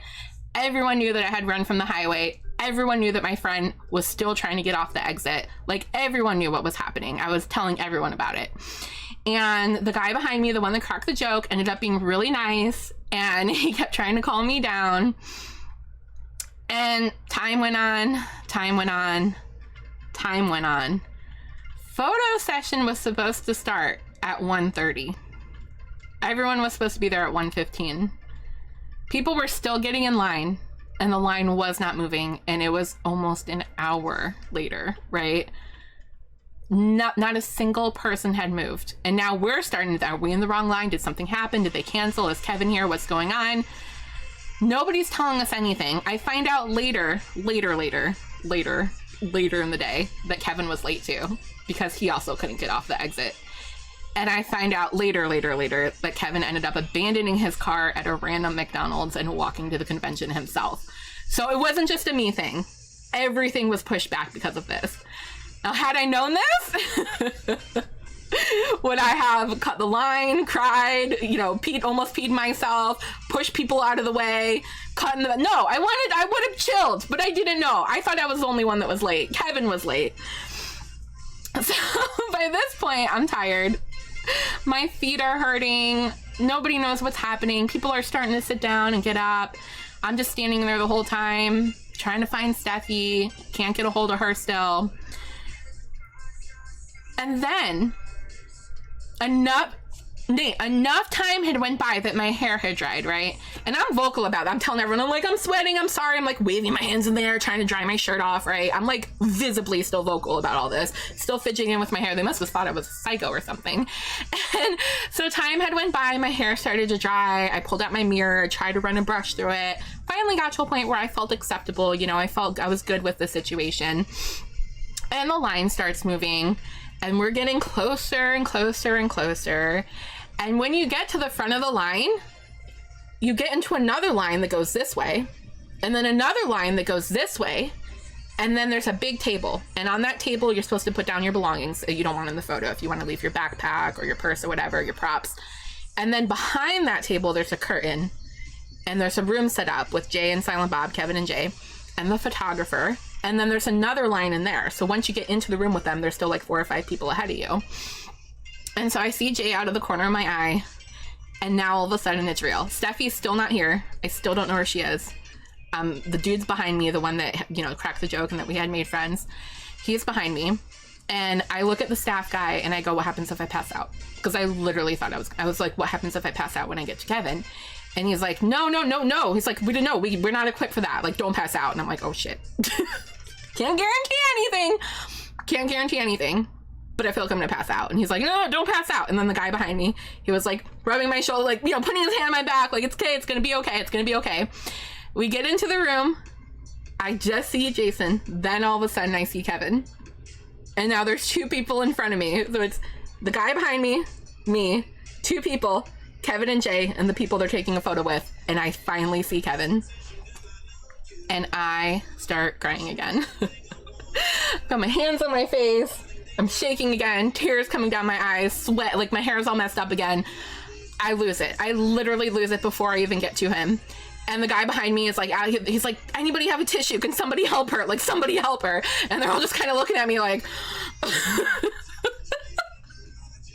the only one freaking out, okay, guys? Apparently I was the only one who did this. I'm the only fucking psycho who was crying when I saw Kevin. The only one. No one else. So I get to Kevin. So it's Kevin and Jay standing there in front of the camera. The other people are still on the line watching me. The dude behind me is still behind me watching me, trying to make sure I'm okay. Still wondering where the hell Steffi is. And Kevin takes one look at me and he goes, are you okay? And I grab him and I hug him and I'm crying into his shoulder. And I was like, I've been trying to meet you for 20 years. I'm just repeating, I've been trying to meet you for 20 years. And he's like, he doesn't know what to do. So he's like, oh my God, he hugs me. And then he like turns me around and he's like, here, go hug Jay. And I turn around and I look at Jay and I go, no, I've met Jay before. And and Jay's just like reaching out to hug me. And then when I say that, he's like, oh. And he turns around, he's like, oh, okay. And then I run back to Kevin and I hug him again. I was like, Kevin, I was like, you're my idol. And I'm like crying. And he's trying to calm me down. And there's like tears coming down. And I'm looking at everyone and I'm like, my photo's gonna be ruined. I'm sorry, I'm letting someone else go. My photo's gonna be ruined. And they're like, no, just stand right here. Shut up and stand still. And so Kevin, he's like, give me your hand, right? So I'm in the middle of Jay and Kevin. And instead of giving Kevin my right hand, because he was to the right of me, I give him my left hand across my body. And he pushes it out of the way, and he's like, no, give me your other hand. And then I give him my hand next to him. And my other hand's like dangling here, and I'm like shaking and crying still. And Jay's like there, like his feelings are hurt. So Jay goes to do a pose like this or something, right? Jay's all standing here. And then Kevin goes, Jay, hold her other hand. Hold her other hand. So Jay's like, oh. And Jay reaches down, grabs my other hand. So they're holding my hands like this. And I'm trying so hard to smile and not cry. This is like going in slow motion for me, right? Like, this is my nightmare. And the guy snaps a photo. You hear it snap. And then I go to move. And then Kevin right away. The second that he takes the picture, he goes, don't move, don't move, don't move, don't move. And I'm like, don't move? Like, I don't know what to do. So I'm like crying, right? And the reason he did this, we found out later at the show, he was talking about this, that there was a delay. So they would take a picture and you would hear the sound, but then the picture would go off. So most people would break their stance and move before the photo was being finished taken, and they had to redo it. So Kevin was trying to help by shouting, "Don't move," as soon as you heard the shutter sound. And I'm thinking I did something wrong. He was just trying to be helpful. But he's like, eventually they got into a rhythm and they figured it out. But yeah, I was one of the test subjects. So I'm still crying. I'm looking for Steffi, the guy behind me. I'm looking for him. Maybe he can come for me. No one's there to console me after this just happened. And I find the line for the picture and I get online, and there's a bunch of pictures on the table, right? They print out the photo. And I'm looking for it. I'm looking for the guy. And then I remembered he had another photo shoot that he was late for because this all ran so closely. And so he had to go get back in line. So he wasn't getting his photo. He was back in the other line. So I had no one to talk to after this. Steffi, nowhere in sight. Phone still not working. I look at the table with all the pictures. Mine jumps out because I have pink hair. And I look down and I'm like, do I just grab my photo? And he's like, yeah, just take whichever one is yours and then go to the end and scan it. And I was like, okay. So I grabbed my photo and I'm so disappointed because it's the worst photo in history. It is awful. It is awful. I paid $110 for this photo that I fucking hate. I will share it. I will share it. But like, my face is red. I'm sweaty. My hair is messed up. I have like full on double chin. I'm like full on double chin. Holding Kevin's hand like an idiot. And Jay's face. Jay is still sad that I didn't hug him. I'll show you the digital photo because the actual printed photo is signed. I'll save that for the other part of the story. There's more to the story, but I'll show you the photo. Please don't judge me. Literally the worst photo I've ever seen. Here's the picture. Y'all. First of all, let's appreciate the hand holdage here, right? Kevin's face always is like, what the fuck? But especially right here, he's like, what the fuck?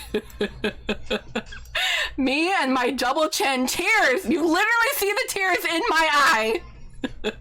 Worst photo ever. Why do they not take it top down? Why do they take it from your double chin up? How did they get that photo like that? My hair a mess. Like, this was the best I could make it look after fidgeting with it for an hour. And then Jay, because I didn't hug him. This is my photo. This is my legacy. This is what I got. This is what y'all paid for. This is it.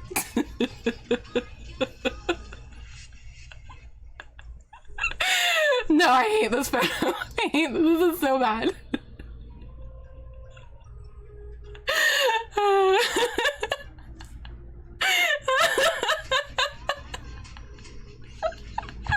It's iconic. I'm gonna go to Jay's stream and see if I remember you. It's perfect. It's real, your tears. Literally, look at those tears. I literally was trying so hard to just smile.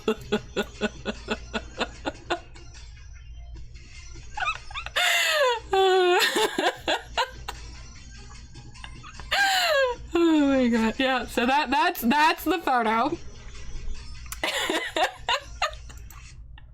There's way more to the story. This is just the beginning. This is all just the beginning. Tears make it iconic. Alright, so get the photo. And then I've got the text. I'm gonna read you what happened because y'all, Steffi's still not in the convention at this point, okay? I get the photo done. This is literally hours later. I'm sending messages to Steffi. She says, I'm trying to find parking. I said, I hope you can get here. It's crazy. She said, no one's directing parking. I send her a text that's not coming through. Says, let me know when you find something. I have no signal. She says, I still can't find P. I say, shit. I give her the name of the 2 parking garages to look for. She says, I found parking 2 miles away at a Publix. Cops aren't helping. I'm crying from the stress. And I said, I've already cried twice. Next time we have to camp out the night before.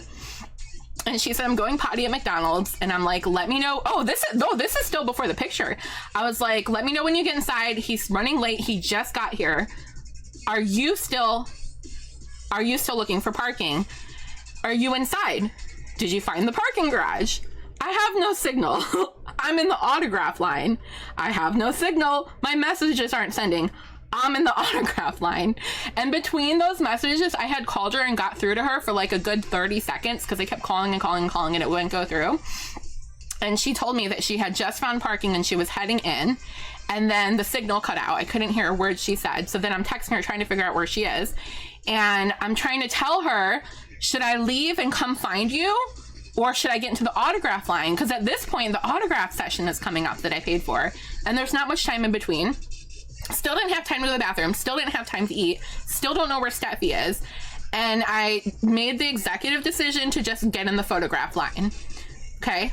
Which is a whole nother story. And then... So, okay, I'll save the messages. Because I get in the photograph line... And Steffi's still not inside, still haven't eaten, still low blood sugar, still shaking, still crying, wanting to share my horror of this photo, wanting to share the joy of meeting Kevin. My best friend is not there. I feel like shit that she's still trying to get inside the convention, and she did all this for me. And mind you, she had just had surgery. She was down for 2 weeks. And she was just barely off of her pills, her antibiotics. And at the last minute decided to come with me for support. And she has spent hours just trying to get off the exit and find parking while I'm inside meeting Kevin. I still feel so bad for her. Like, I cannot believe she did all of this for me. I would have given up and gone home. The fact that she spent hours looking for parking to come be with me, I wouldn't, you're right, I would not have made it. If I had my own car and I couldn't have abandoned it on the side of the road and I couldn't have find parking, I would have missed everything. I would have missed the photo, I would have missed the autograph, I would have missed it all. And so Steffi wins VIP for the best friend on the fucking planet. This is ride or die or die. Like, she would do anything for me and I would do anything for her. And I'm so lucky to have her. So I'm still so upset that she's not here, you all. But I have to get in line for the autograph or I'm gonna miss it. So I find the autograph line. And remember earlier how I said the line situation was kind of a hot mess? If you thought the photograph line was awful, wait till I tell you about the autograph line. I find this line and I tap someone on the shoulder and I'm like, is this the line for the Jay and Silent Bob or the Kevin Smith and Jason autograph? And they said yes. And I said, is this the line just for Kevin Smith or the line for both Kevin and Jason? And they were like, I don't know. Okay. All right. So I asked staff and staff is like, which one are you here for? And I'm like, the dual autograph, both of them. It's like, okay, get in this line. I get in that line and I'm waiting and I'm waiting and I'm waiting. And all of a sudden I hear green tickets. And I look down, I don't have a green, I have my QR code on a piece of paper, just like when I got into the convention. I bought it online. I had the ticket in my hand. That's not the ticket. It's not the ticket. That's not the ticket. So not only is there 2 lines that have split off into like 4 other lines, one for Kevin, one for Jay and Kevin. Nobody knows what line is what. You still had to go to another line to give them your paper ticket or your QR code to get another physical ticket that was green in color that proved that you bought a ticket. It was a ticket to prove you bought a ticket. So then I find another line and I think I'm at the end of the line. And so it's kind of long. And I'm like, I'm gonna double fucking check that this is the right fucking line. So I go up to the lady at the booth and I'm holding my paper at her and I'm like, is this a line for tickets? And she's like, this is the line if you have a ticket or if you need to buy a ticket. And I said, I bought a ticket. And I showed it to her and I said, is this the line? And she said, you need a green ticket. This is the line. And I said, this is the line? And she said, this is the line. I was like, okay. So I get in the line. But before, since I was in the other line previously, the lines are starting to get longer. And the lady in front of me who was like, yeah, you don't have a green ticket. She's like, I'll hold your spot. She's like, I noticed your hair. If you come back, I'll give you your spot. So I'm like, okay, at least this lady is going to hold a spot for me. So then I go to the back of that line, which I think is the back of the line, and it's not the back of the line. And someone's like, excuse me, this is not the back of the line. That's the back of the line. And I was like, but I was just in that line and that line. And then, no, get in the back of the line. So, okay. Get in the back of the line. Takes forever. I finally get up to the booth and I get my green ticket that I need to get into the other line. There's no signs. There's no separation of the lines. It's just literally tape on the floor. No signs, nothing. Nobody knows anything. Staff is telling people 20 different things. The lady that gives you the ticket says, I don't know where you're supposed to stand. Go find someone else and ask them. The lady you get the fucking ticket from says, I don't know where you're supposed to go. So I'm in this line. I'm making friends. I made friends with another girl. She was really sweet. They had this great idea that her friend was going to go get in the other line that you have to be in with the green ticket. And he was going to wait for us while we got the green ticket. So then once we got the green ticket, we'd be like, oh yeah, thanks for holding our spot, and go stand with him, right? And it was me, her, and her friend, and him. So I was like, okay, thank you for being so sweet. Like, we made this really cool plan that we were all going to get in line together. So she doesn't have a paper ticket. She's one of the people who still has to buy one. And she's like, hey, can you load the site on your phone? Because I have no connection. And I was like, I can't either. And I showed her. Neither of us can get this website pulled up. So she's like, I'll just buy it when we get to the front of the line. So I'm in front of her. I get to the front of the line. I give her my ticket. I get my green ticket. I go stand in the old line that I was previously in. And I see her friend, like, you know, not too far ahead of me, like 5 or 6 people. And I was like, I'll just wait for her to get back and then we'll go stand with them together. She never comes. And then I see him on the phone and I'm trying to get his attention and he's not answering me. So I was like, I don't care if I lose my spot in line. I'm gonna go talk to him. So I go up to him and I'm like, hey, where is she? And he's like, they sold out and won't let her buy a ticket. And I can't hold your spot in line because I have to leave because she was buying my ticket too. And so I lost my place in line and lost my new friends. And Steffi's still not inside the convention center yet. So then I have to go to the back of that line because now I can't just cut these people because it's obvious I didn't know the dude. So I tried to get in this other line and I'm like, is this the end of the line? And they're like, we don't know where the end of the line is. And I was like, like all the lines are merging and they're trying to explain to me that all the lines have merged at this point and nobody knows what line is what. And I was like, can I please just get behind you? And they're like, yeah, just get behind me. So I'm pretty sure I cut some more people, but I had no idea where to go. Nobody knew where to go. So I end up getting in a line, right? Finally, it's the right line. And now we are responsible for telling every single person behind us that they can't get into this line unless they have a green ticket. Because we're at the end of one of the lines. There's a bunch of lines. We're at the end of one of them. So now we're constantly explaining to people, do you have a green ticket? You have to go to that line and get it. And then we hear the lady at the booth when they buy the ticket and they say, where am I supposed to go? And she's like, I don't know where you're supposed to go. Go ask somebody else. Yo, this was a shit show. And this whole time I'm still looking for Steffi. I ended up making another group of friends. And this group of friends is now late for their other photo session because they're waiting for Kevin. And since Kevin's photo shoot was pushed back by an hour, now his autograph session is put back by an hour. So everything is pushed back. Nobody knows what's happening. The people in front of me tell me that they saw a guy go up to that girl's booth and steal 2 green tickets when she wasn't looking. And then they had to get out of line to go report it to management. So I had to hold their place in line while they told them what happened. Then they come back in line and I'm making friends with them. I'm making friends with the people behind me. Again, we're all bonding, shouting out quotes from the movies, being friends, talking about the guy who stole the tickets, talking about what a shit show this is. I told them my whole story again about getting off on the highway and walking and how my friend's still looking for parking and I don't know where she is. Like, you know, we have nothing to do but talk. So they know everything. Everyone knows everything at this point. There's drama happening. We're kicking people out of lines. And then finally staff comes to us and they go, turn around. And we're like, huh? And he literally grabs me by the shoulders and he's like, turn! And I'm like, okay! So I turn around and he goes, you're now in this line. And I'm like, but the line goes this way. And he goes, you're the start of the new line. He's like, when this line starts to move, you go behind them. And I'm like, what the So we're literally making a snake. So now it goes this line, this line, this line, this line. So now I'm still at the back of the line, but now it's the front of the line. And so I'm still having to explain to every fucking person who gets behind me that this is not the start of the line. I mean, this is not the end of the line. And I'm still having to explain about the green ticket thing because nobody knows what's going on and all the lines are still merging into one. And this one girl gets behind me with her friend. And I explained to her what the staff told me, that this is how the lines go, right?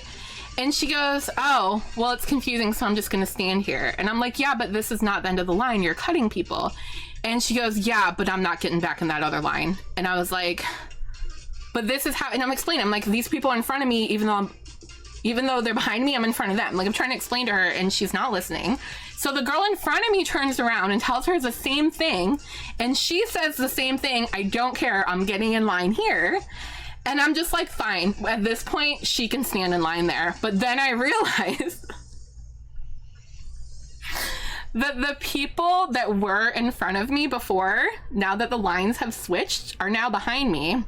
And so I didn't let her cut me because she's behind me. She's cutting them.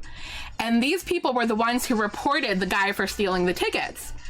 And I'm like, there's no way in hell that they're gonna all of a sudden turn around and see this girl in between us that wasn't here the whole time and be okay with it. So I'm like, I just put myself in a shitty position by not telling her for a fifth time to fucking leave.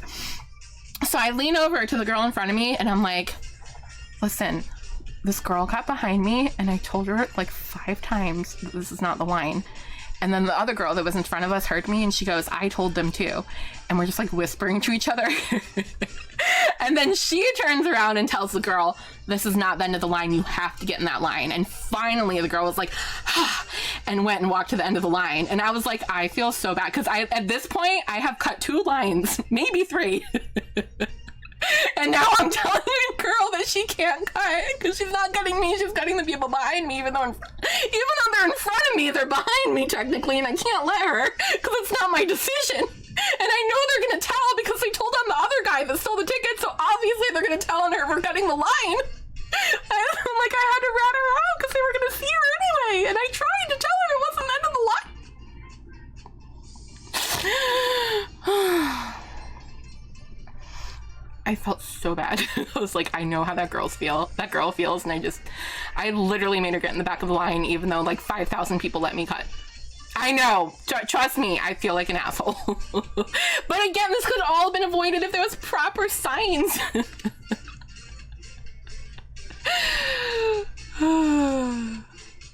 So now, what time is this at this point? This is like...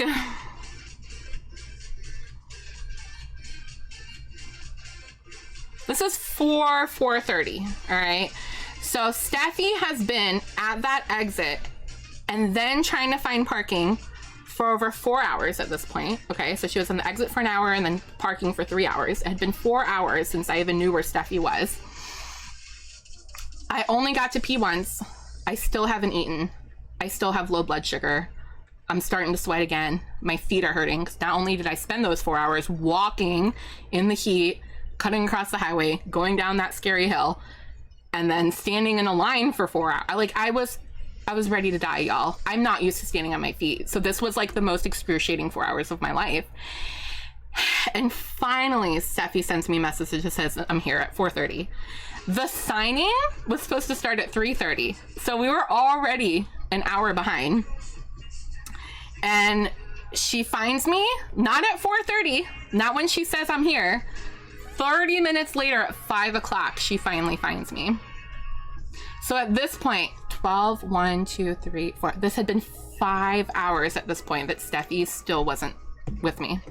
Still trying to find parking, still trying to get off the highway, still trying to get inside the convention. So this entire 5 hours that I'm freaking out, she's just trying to get the fuck inside. She's just trying to get inside. And finally she finds me, because I have pink hair and I'm at the end of the line, which is really the beginning of the line, because it was confusing. And I see her and I grab her. And I told the people, I was like, I know we just kicked out that other bitch for cutting, but this is my best friend and she's been parking since noon and she's getting in line. And the other girl that told her to leave, that turned around, she goes, "You've been parking since noon?" And Steffi just like starts crying and hugging me. And she's like, "I've been parking for 4 hours." And everyone's like, get in line. And then like push her into the line with me. So we're like crying and hugging. Okay, so Steffi gets there, we're hugging, we're crying, she's telling me her story, her makeup's running down her face, you know, she told me she had a full-on panic attack, she was calling her husband was trying to direct her where to go. You know, we both had the shittiest fucking day of our lives. But we're finally together, we're in line, we're waiting. Finally, I mean, there was way more drama. I could tell you guys like another time, there was so much more drama. Not only were all these crazy lines, but then there was like the VIP line. And this included vendors and people who had special VIP passes and people who had like, I don't know, priority lines and stuff. And between them and our line was barely room to move. And that just so happened to also be the exit line. So every single person that was getting an autograph had to go between our two lines to get out. And so we're like sardines, we're pushing each other, people are fighting. I was in that spot, I had to wait in that line. Blah, blah, blah, blah. Just like full on people fighting, right? And the guy in front of me, like a few people ahead of me, when the line started moving, because people had sat down, I was still standing up because I was like this. And literally, as I'm uttering these words, like we had made friends behind us, and as I'm uttering these words to Steffi and the guy behind me, or maybe Steffi wasn't here yet, I said, "I'm not sitting on that ground because if I do, you're not going to be able to get me back up." As I'm saying this, a guy ahead of me is starting to stand up, and someone's trying to help him because he was a bigger dude, and we were like squished in, and he accidentally puts one foot on top of the other, so as they're lifting him, this foot is crushing this leg, and he just screams in agonizing pain, and they drop him and he falls to the ground screaming. And I'm just like, do I help? Do I not help? And the guy behind me like, do I help? And I'm like, I think they got him. After like 5 minutes, he finally stood up. He had to have been in pain. Like, this dude had to have been dying. Can you imagine crushing your own foot with your own weight for like a good solid minute while people are trying to lift you up and nobody realizes that you're crushing yourself with your other foot? Like, this is why I didn't sit down. So I'm in pain, I'm tired, I'm hungry, everyone's tired, hungry. Steffi goes and gets me a muffin and orange juice. I kept saying, "Are you sure? We don't know if the line's moving yet, you might miss it." And she's like, "I'm here for you, not for the line. I will go get you food. I don't care about meeting Kevin, I'm here for you." Literally, bless her heart, goes and gets me orange juice and a muffin so I don't pass out. Like, we're all comrades at this point, right? We're all friends, we're sharing photos, like, we're all friends. Like, we just have this group of friends helping each other out, trying to meet Kevin and Jay. Oh, John, this was the worst day. This was like the hardest day. This is probably one of the most physically exhausting and mentally exhausting because of the stress of wanting to meet my idol that I've ever been through. So line starts moving. We're getting to the front of the line. Super excited. This whole time I'm thinking I'm the back of the first line, the front of the second line, right? And so we're fairly high in the line. And almost all the other guests are at a table in front of the curtains with signing their stuff. But for whatever reason, I think it's because they underestimated how popular Jay and Silent Bob are.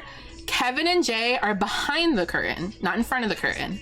And I'm like, maybe that's just so like no one snaps photos that they're not supposed to, right? So I'm like, okay, that makes sense that they're behind the curtain. Who wants to guess what happens when we get behind the curtain? Anyone want to guess what happens? Hours later, supposed to start at 3:30. Finally around like 6, we're getting in line. They're not there, they ran away. Another line, they were sleeping. You passed out. Jensen said line. 3 more fucking lines behind the curtain!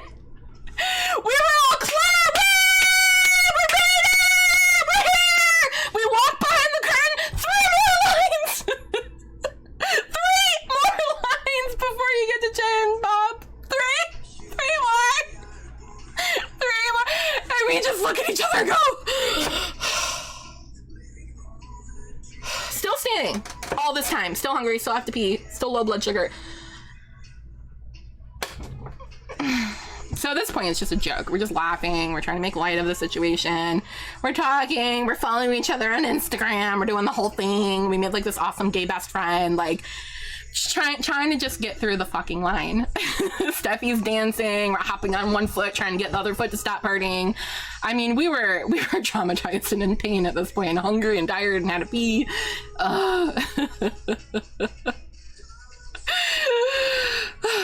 So we're going through the lines. It's going a little bit faster at this point. At least it's moving now. We can see where we're at in the line. We can see Kevin. We can see Jay. And I'm a little bit less stressed at this point because I already got my photo. I already met Kevin. I already hugged him. I'm like, this is going to be way more casual. We're getting in line, right? Line's moving. We get closer and closer. It's Jay first and then Kevin. And there's a person standing there before you even get to either of them, who are, by the way, are standing next to their handler. So it's Jay, his handler, Kevin, his handler, and then this girl right before the table. And you have to hand her whatever you're getting signed. So I give her my picture, because I'm going to get my picture signed. I'll show you in a second. And so it goes to Jay first, and Jay's got like all these different color markers in front of him. He picks a color, he asks you your name or whatever, and he signs your thing. And then they pass it off to Kevin's handler, and then Kevin signs, and then you leave the line. So it's going a little bit slow because people are talking to Kevin. He loves to talk to his fans, but it's got to kind of keep moving because there's still a show. There's still the Jay and Silent Bob show at 7:30, and by now it's almost 6:30, and we have to line up for our priority seating for the show that we paid extra for, or we get lumped in with general admission. So we're still kind of freaking out, but we're like, at least we're going to see the show because they can't start the show until they're done signing. So we might get shitty seats, but at least we won't miss the show because we'll be done before Jay and Silent Bob are done, before Kevin and Jay are done. So we're stressed about that too, like whatever, we paid Friday for nothing. So I hand the girl my picture and she hands it to Jay first. And you're kind of like behind the person in front of you. So like while he's signing your thing, you're not really talking to him yet. And so I'm just kind of looking at him and, trying to think what to say to him. And I think I said something around the lines of, hey, like we're friends on Twitch, and like I've rated you a few times, like Simarchy Mermaid Raid. And he's just kind of looking at me kind of like, oh, you know what I'm talking about. I'm like, you follow me? And like we were gonna play for it. I was like, I rated you before Andy Milanakis one day. We were gonna play the other, and we didn't get to play. And after I tell him all this, explain who I am, he goes, you play Fortnite? Like, yeah, I'm a streamer. Hi. Like, he wasn't listening. He never asked me his name. He's just signing my picture, right? Not even addressing it to me. I'm like, whatever. Doesn't even realize I'm the girl who dissed him, who made him sad in the photo. Doesn't even know that's me. No idea who a Simarchy is. No idea what a mermaid raid is. Doesn't even know if I'm a live streamer, even though I just told him I'm a live streamer. And he doesn't even look at me and asks me if I play Fortnite. He looks at Steffi and asks Steffi if she plays Fortnite and if she streams. And I'm like, no, me. Even though she does, I was like, no, me. Just like the camera situation. When I met Jay last time and he didn't even talk to me, he talked to my friend with the camera. He's fucking asking Steffi if she streams Fortnite. And I'm like, Jay, I'm the fucking pink-haired girl in the picture. Talk to me. Me. He could care less. But he's like, oh yeah, we're gonna play Fortnite after the show, like you should come play with us. And we were like, yeah, I'll come play with you. No, he has no idea what's ever going on ever, but I love him. He didn't know what I was saying. He never asked me my name, but and he wrote something really cool in my photo, which I'll show you in a minute, which made me feel a little bit better about my horrible photo. I love Jay. He was distracted, bless his heart. He just wants to play Fortnite and he's being forced to sign autographs, okay? Bless him, he just wants to play Fortnite. Simarchy, thank you again for that raid, man. I appreciate you. Happy to so I'll see you at the Mega. Me too, man. That honestly, the MegaCon was overwhelmingly awesome and tiring, but amazing. Wait, did we meet Simarchy this weekend? Yes, sir. Simarchy. Was I there? I don't think I was there. Where did we photo op for one? I think you did the photo op and you came to the table, right? So there's a lot. Schlacky we've seen a couple times. Did you get to see Found? Yes, I have pink hair. I cried when I met Kevin and didn't hug you in the photo op. Yes, she got a little teary-eyed. It was Nice. It's all good. Believe me, I know that. I remember the photo op. Yeah, guys, everything. It was the traffic, things went wrong, but things went right. Things went great. Things went bad. Things were good. Like, it was a crazy weekend, but it was awesome. Okay, so I'm done talking to Jay, and now it's my turn to get to Kevin. And y'all know I had a speech planned, which of course I couldn't give him during the photograph thing because it was so fast and I was crying. Like, there was no way I could have given him a speech. I couldn't even give him the comics I was supposed to give him. Never had a chance to, so I ended up just bringing these home. So I start with my speech. And I look at Kevin and he goes, wait, what's your name? And I'm like, Stephanie. And I'm trying to tell the story. And he goes, with a PH? I'm like, yeah, I'm trying to tell the story. He goes, with an IE? Yeah, I don't care about the name. Just let me tell my story. So he's writing Stephanie on the picture, and I'm trying to blurt out the story as fast as possible because there's a huge line. He's late here for his own show. I know time's limited, so I'm trying to tell him. He won't let me. And then he finishes signing, and I go, I've been trying to... Oh, first I said, I'm sorry for crying earlier. I won't break down this time, because he probably remembered that. And he's just kind of like looking at me and smiling. And I was like, I have been trying to meet you for over 20 years. I was like, the first time was at an evening with Kevin Smith at Kent State, and I'm proceeding to tell him the story about the people who were lined up that he led on stage. He goes, that was you?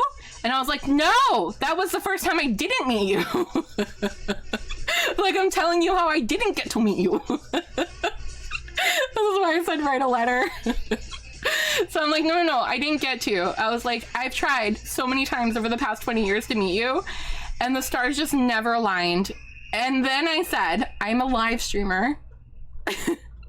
And I was like, my viewers, my fans, I was like, they paid for me to be able to come and see you here today. So the stars could finally align and I could meet you after all of these years. And I told him that, like, I walked here from the highway because parking was so bad. I literally had to walk here from the highway, trying to tell him the whole story. And we find out, I don't know if he told us at that point or afterwards, that he was also late because of the crazy traffic. And he realizes that I'm trying to tell him my life story about how much I love him. And I tell him he's my idol. And he goes, hold on. He goes, hold on. He hadn't done this for anyone. Mind you, we were in line for a long time. We could see everything that was happening. He never, ever, ever stepped from behind the curtain. But as soon as I told him my story, he says, hold on. He walks around the table, comes through the curtains, and hugs me. I was the only person he did this for, you guys. The only person. And I just start crying again. And I say to him while he's doing this, I was like, you have been my biggest inspiration and idol for my entire life. Thank you so much for being so accessible and open to your fans. I've just been wanting to tell you this whole time that you are my George Carlin. You're my George Carlin, because that's his idol. And I said, every word you've ever said about George Carlin is how I feel about you. And he told me to give me my phone. So I gave him my phone, and he literally held it up and took selfies. Not one selfie, not two selfies, but 3 selfies while I'm literally just on his shoulder holding him. I was the only one he did this for, you guys. The only one. So here are the selfies that the angel, like literal angel, Kevin Smith did for me. Y'all, it was the best moment of my life. And Steffi's telling him the story during all this. Like, we're just talking his ear off. We're talking his ear off, and he can tell that this means a lot to me. So he grabbed my phone, took this photo, and then this photo. And the people are all in line watching us, y'all. And then this one. When I tell you this is the sweetest man on the planet, and he made all of my dreams come true and exceeded them more than I could ever possibly imagine. This is that moment. Look how he's looking at me. I feel like the luckiest person on this planet. And this couldn't have happened without you guys. It couldn't happen without Steffi going through literal hell to get me here. It wouldn't have happened without all the people letting me cut them in line, letting me skip to the bathroom, hearing me tell my story, helping me with my hair, rubbing my shoulders, making sure I had a tissue. The guy that gave me his damn comic books. This wouldn't have happened without all of you. So thank you for making this moment for me. It was beyond anything I could have ever wished for. I mean, this photo, I hated it so bad. I I was so upset. But then I got this photo and this made it all worth it. This is me and my fucking idol since I was 16 years old for 22 years. Look at it. He was literally crying with me when I told him my story. I've been trying to meet this man my entire life. Nothing worked out. Every single time it was a failed attempt, and I almost missed it again because of fucking traffic. I almost missed it, and I had to go through all of that to make sure that I got to meet him. And I'm so glad I did. And I'm in so much pain, and I didn't get out of bed all day yesterday because I just like laid in bed crying. My hips hurt, my legs hurt, my toes hurt, my neck hurts, my head hurts. I like feel like I've been run over by a truck. This whole time I still hadn't eaten, still hadn't used the bath, nothing, just that damn muffin all day. And I finally got to meet him. I didn't get to tell him about the 40-year-old, but I did get to tell him that it was the evening with Kevin Smith at Kent State. That was the first time I tried to meet him. And he probably did the math in his head and said, holy shit, this girl has been following me for over 20 years. Hi, Acorn. Thank you for the love. My God. Guys, it was the best moment of my life. And Steffi was right there. This whole time, Steffi was holding my shirt behind me, peeking over, letting me have my moment, telling Kevin, yeah, I couldn't find parking and this and that, like telling him the whole story while he's still in front of the table, in front of the curtain that he's not supposed to be in front of. And I'm walking away at this point, and I'm screaming, Steffi, he has a show, we're late, he's late, we're all late. And Steffi's just standing there, bless her heart, word vomiting, telling him everything that happened that day. And I'm physically pulling her, like, Steffi, he has a show. And he's sitting there behind the curtain like this, like, smiling and nodding at her. It's like, yeah. And I'm like, we got it, he's late, we're all late. And I grab Steffi and we walk out that exit, which we have to go down the whole, remember I told you, like, the exit was through all the lines. And as we're walking out, me and Steffi are holding each other. Yeah, he hugged her. Yes, Kevin hugged her. He hugged her and told her that she was such a good friend for doing that for me. Yeah, that's the curtain. The table was behind the curtain, and he came outside to hug me and get this picture with me. I was the only one he did that for. And he hugged Steffi. He told her she was such a good friend. And so I grabbed Steffi, and me and Steffi are holding each other, and we're walking out the exit past all these people in line. And y'all, it was like a movie moment. People were clapping, cheering, waving at us. They were like, yeah! I guarantee you, by this point in the day, everyone had heard my story, and they were so happy for us. Everyone was so happy for us. They were literally cheering for us and waving at us as we were walking by.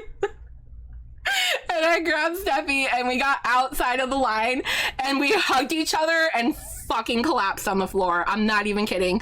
We collapsed on the floor, just holding each other and crying. We're just in the middle of the convention on the floor looking like complete psychos, crying and going, oh my God, did that just happen? He hugged me. We got it. Oh my God. Oh, we could not believe it. We were on cloud nine. Everything was worth it. Everything was worth it for this moment. Oh, and so here's the photo I didn't like, right? I'm glad I got these selfies because this photo I'm not happy with, but Jay, when he was trying to figure out what the hell I was telling him, wrote, he signed right there. Oh, he didn't even sign. Oh yeah, he did. He said Jay Snooten? It doesn't say Snookins or Snooch. Oh, Snooch. Jay Snooch. And then in quotes Jay, and then he wrote sexy and pointed to both of us.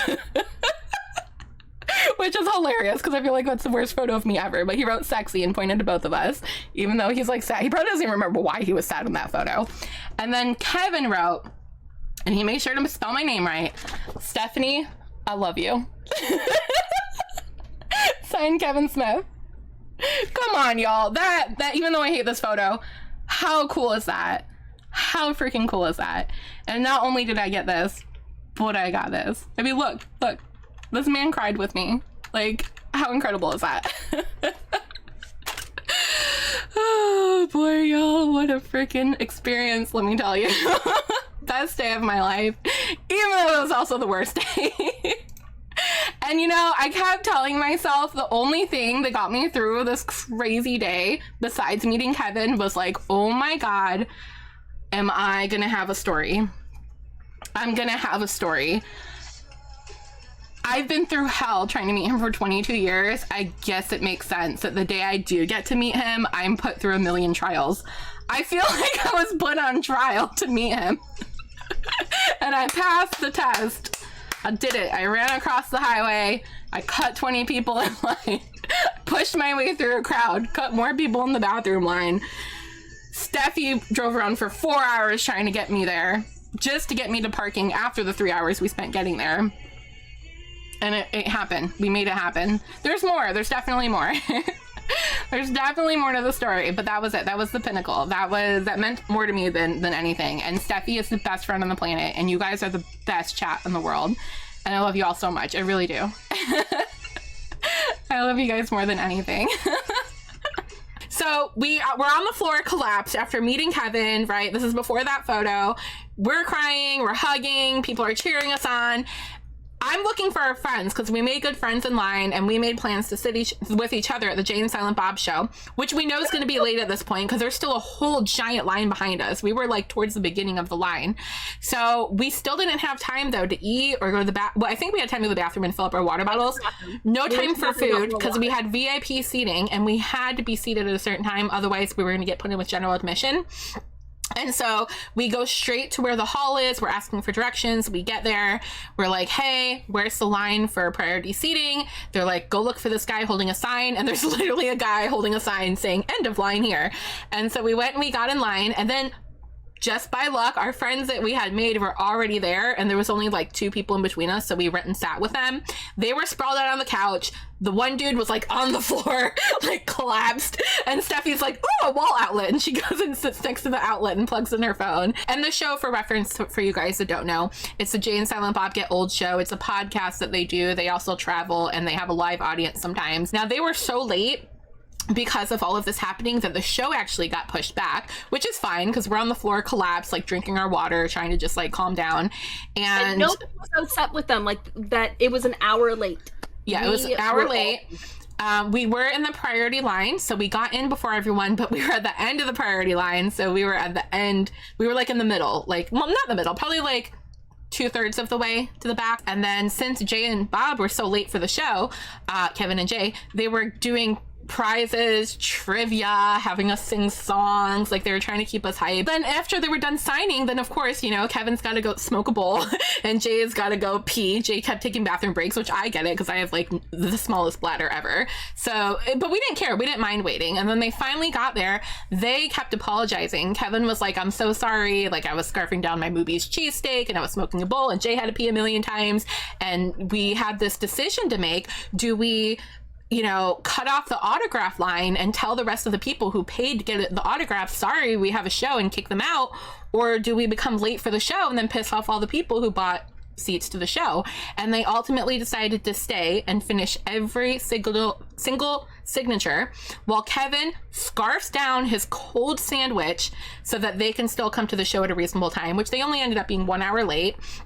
And the guy who was literally the last person in the autograph line was in the show.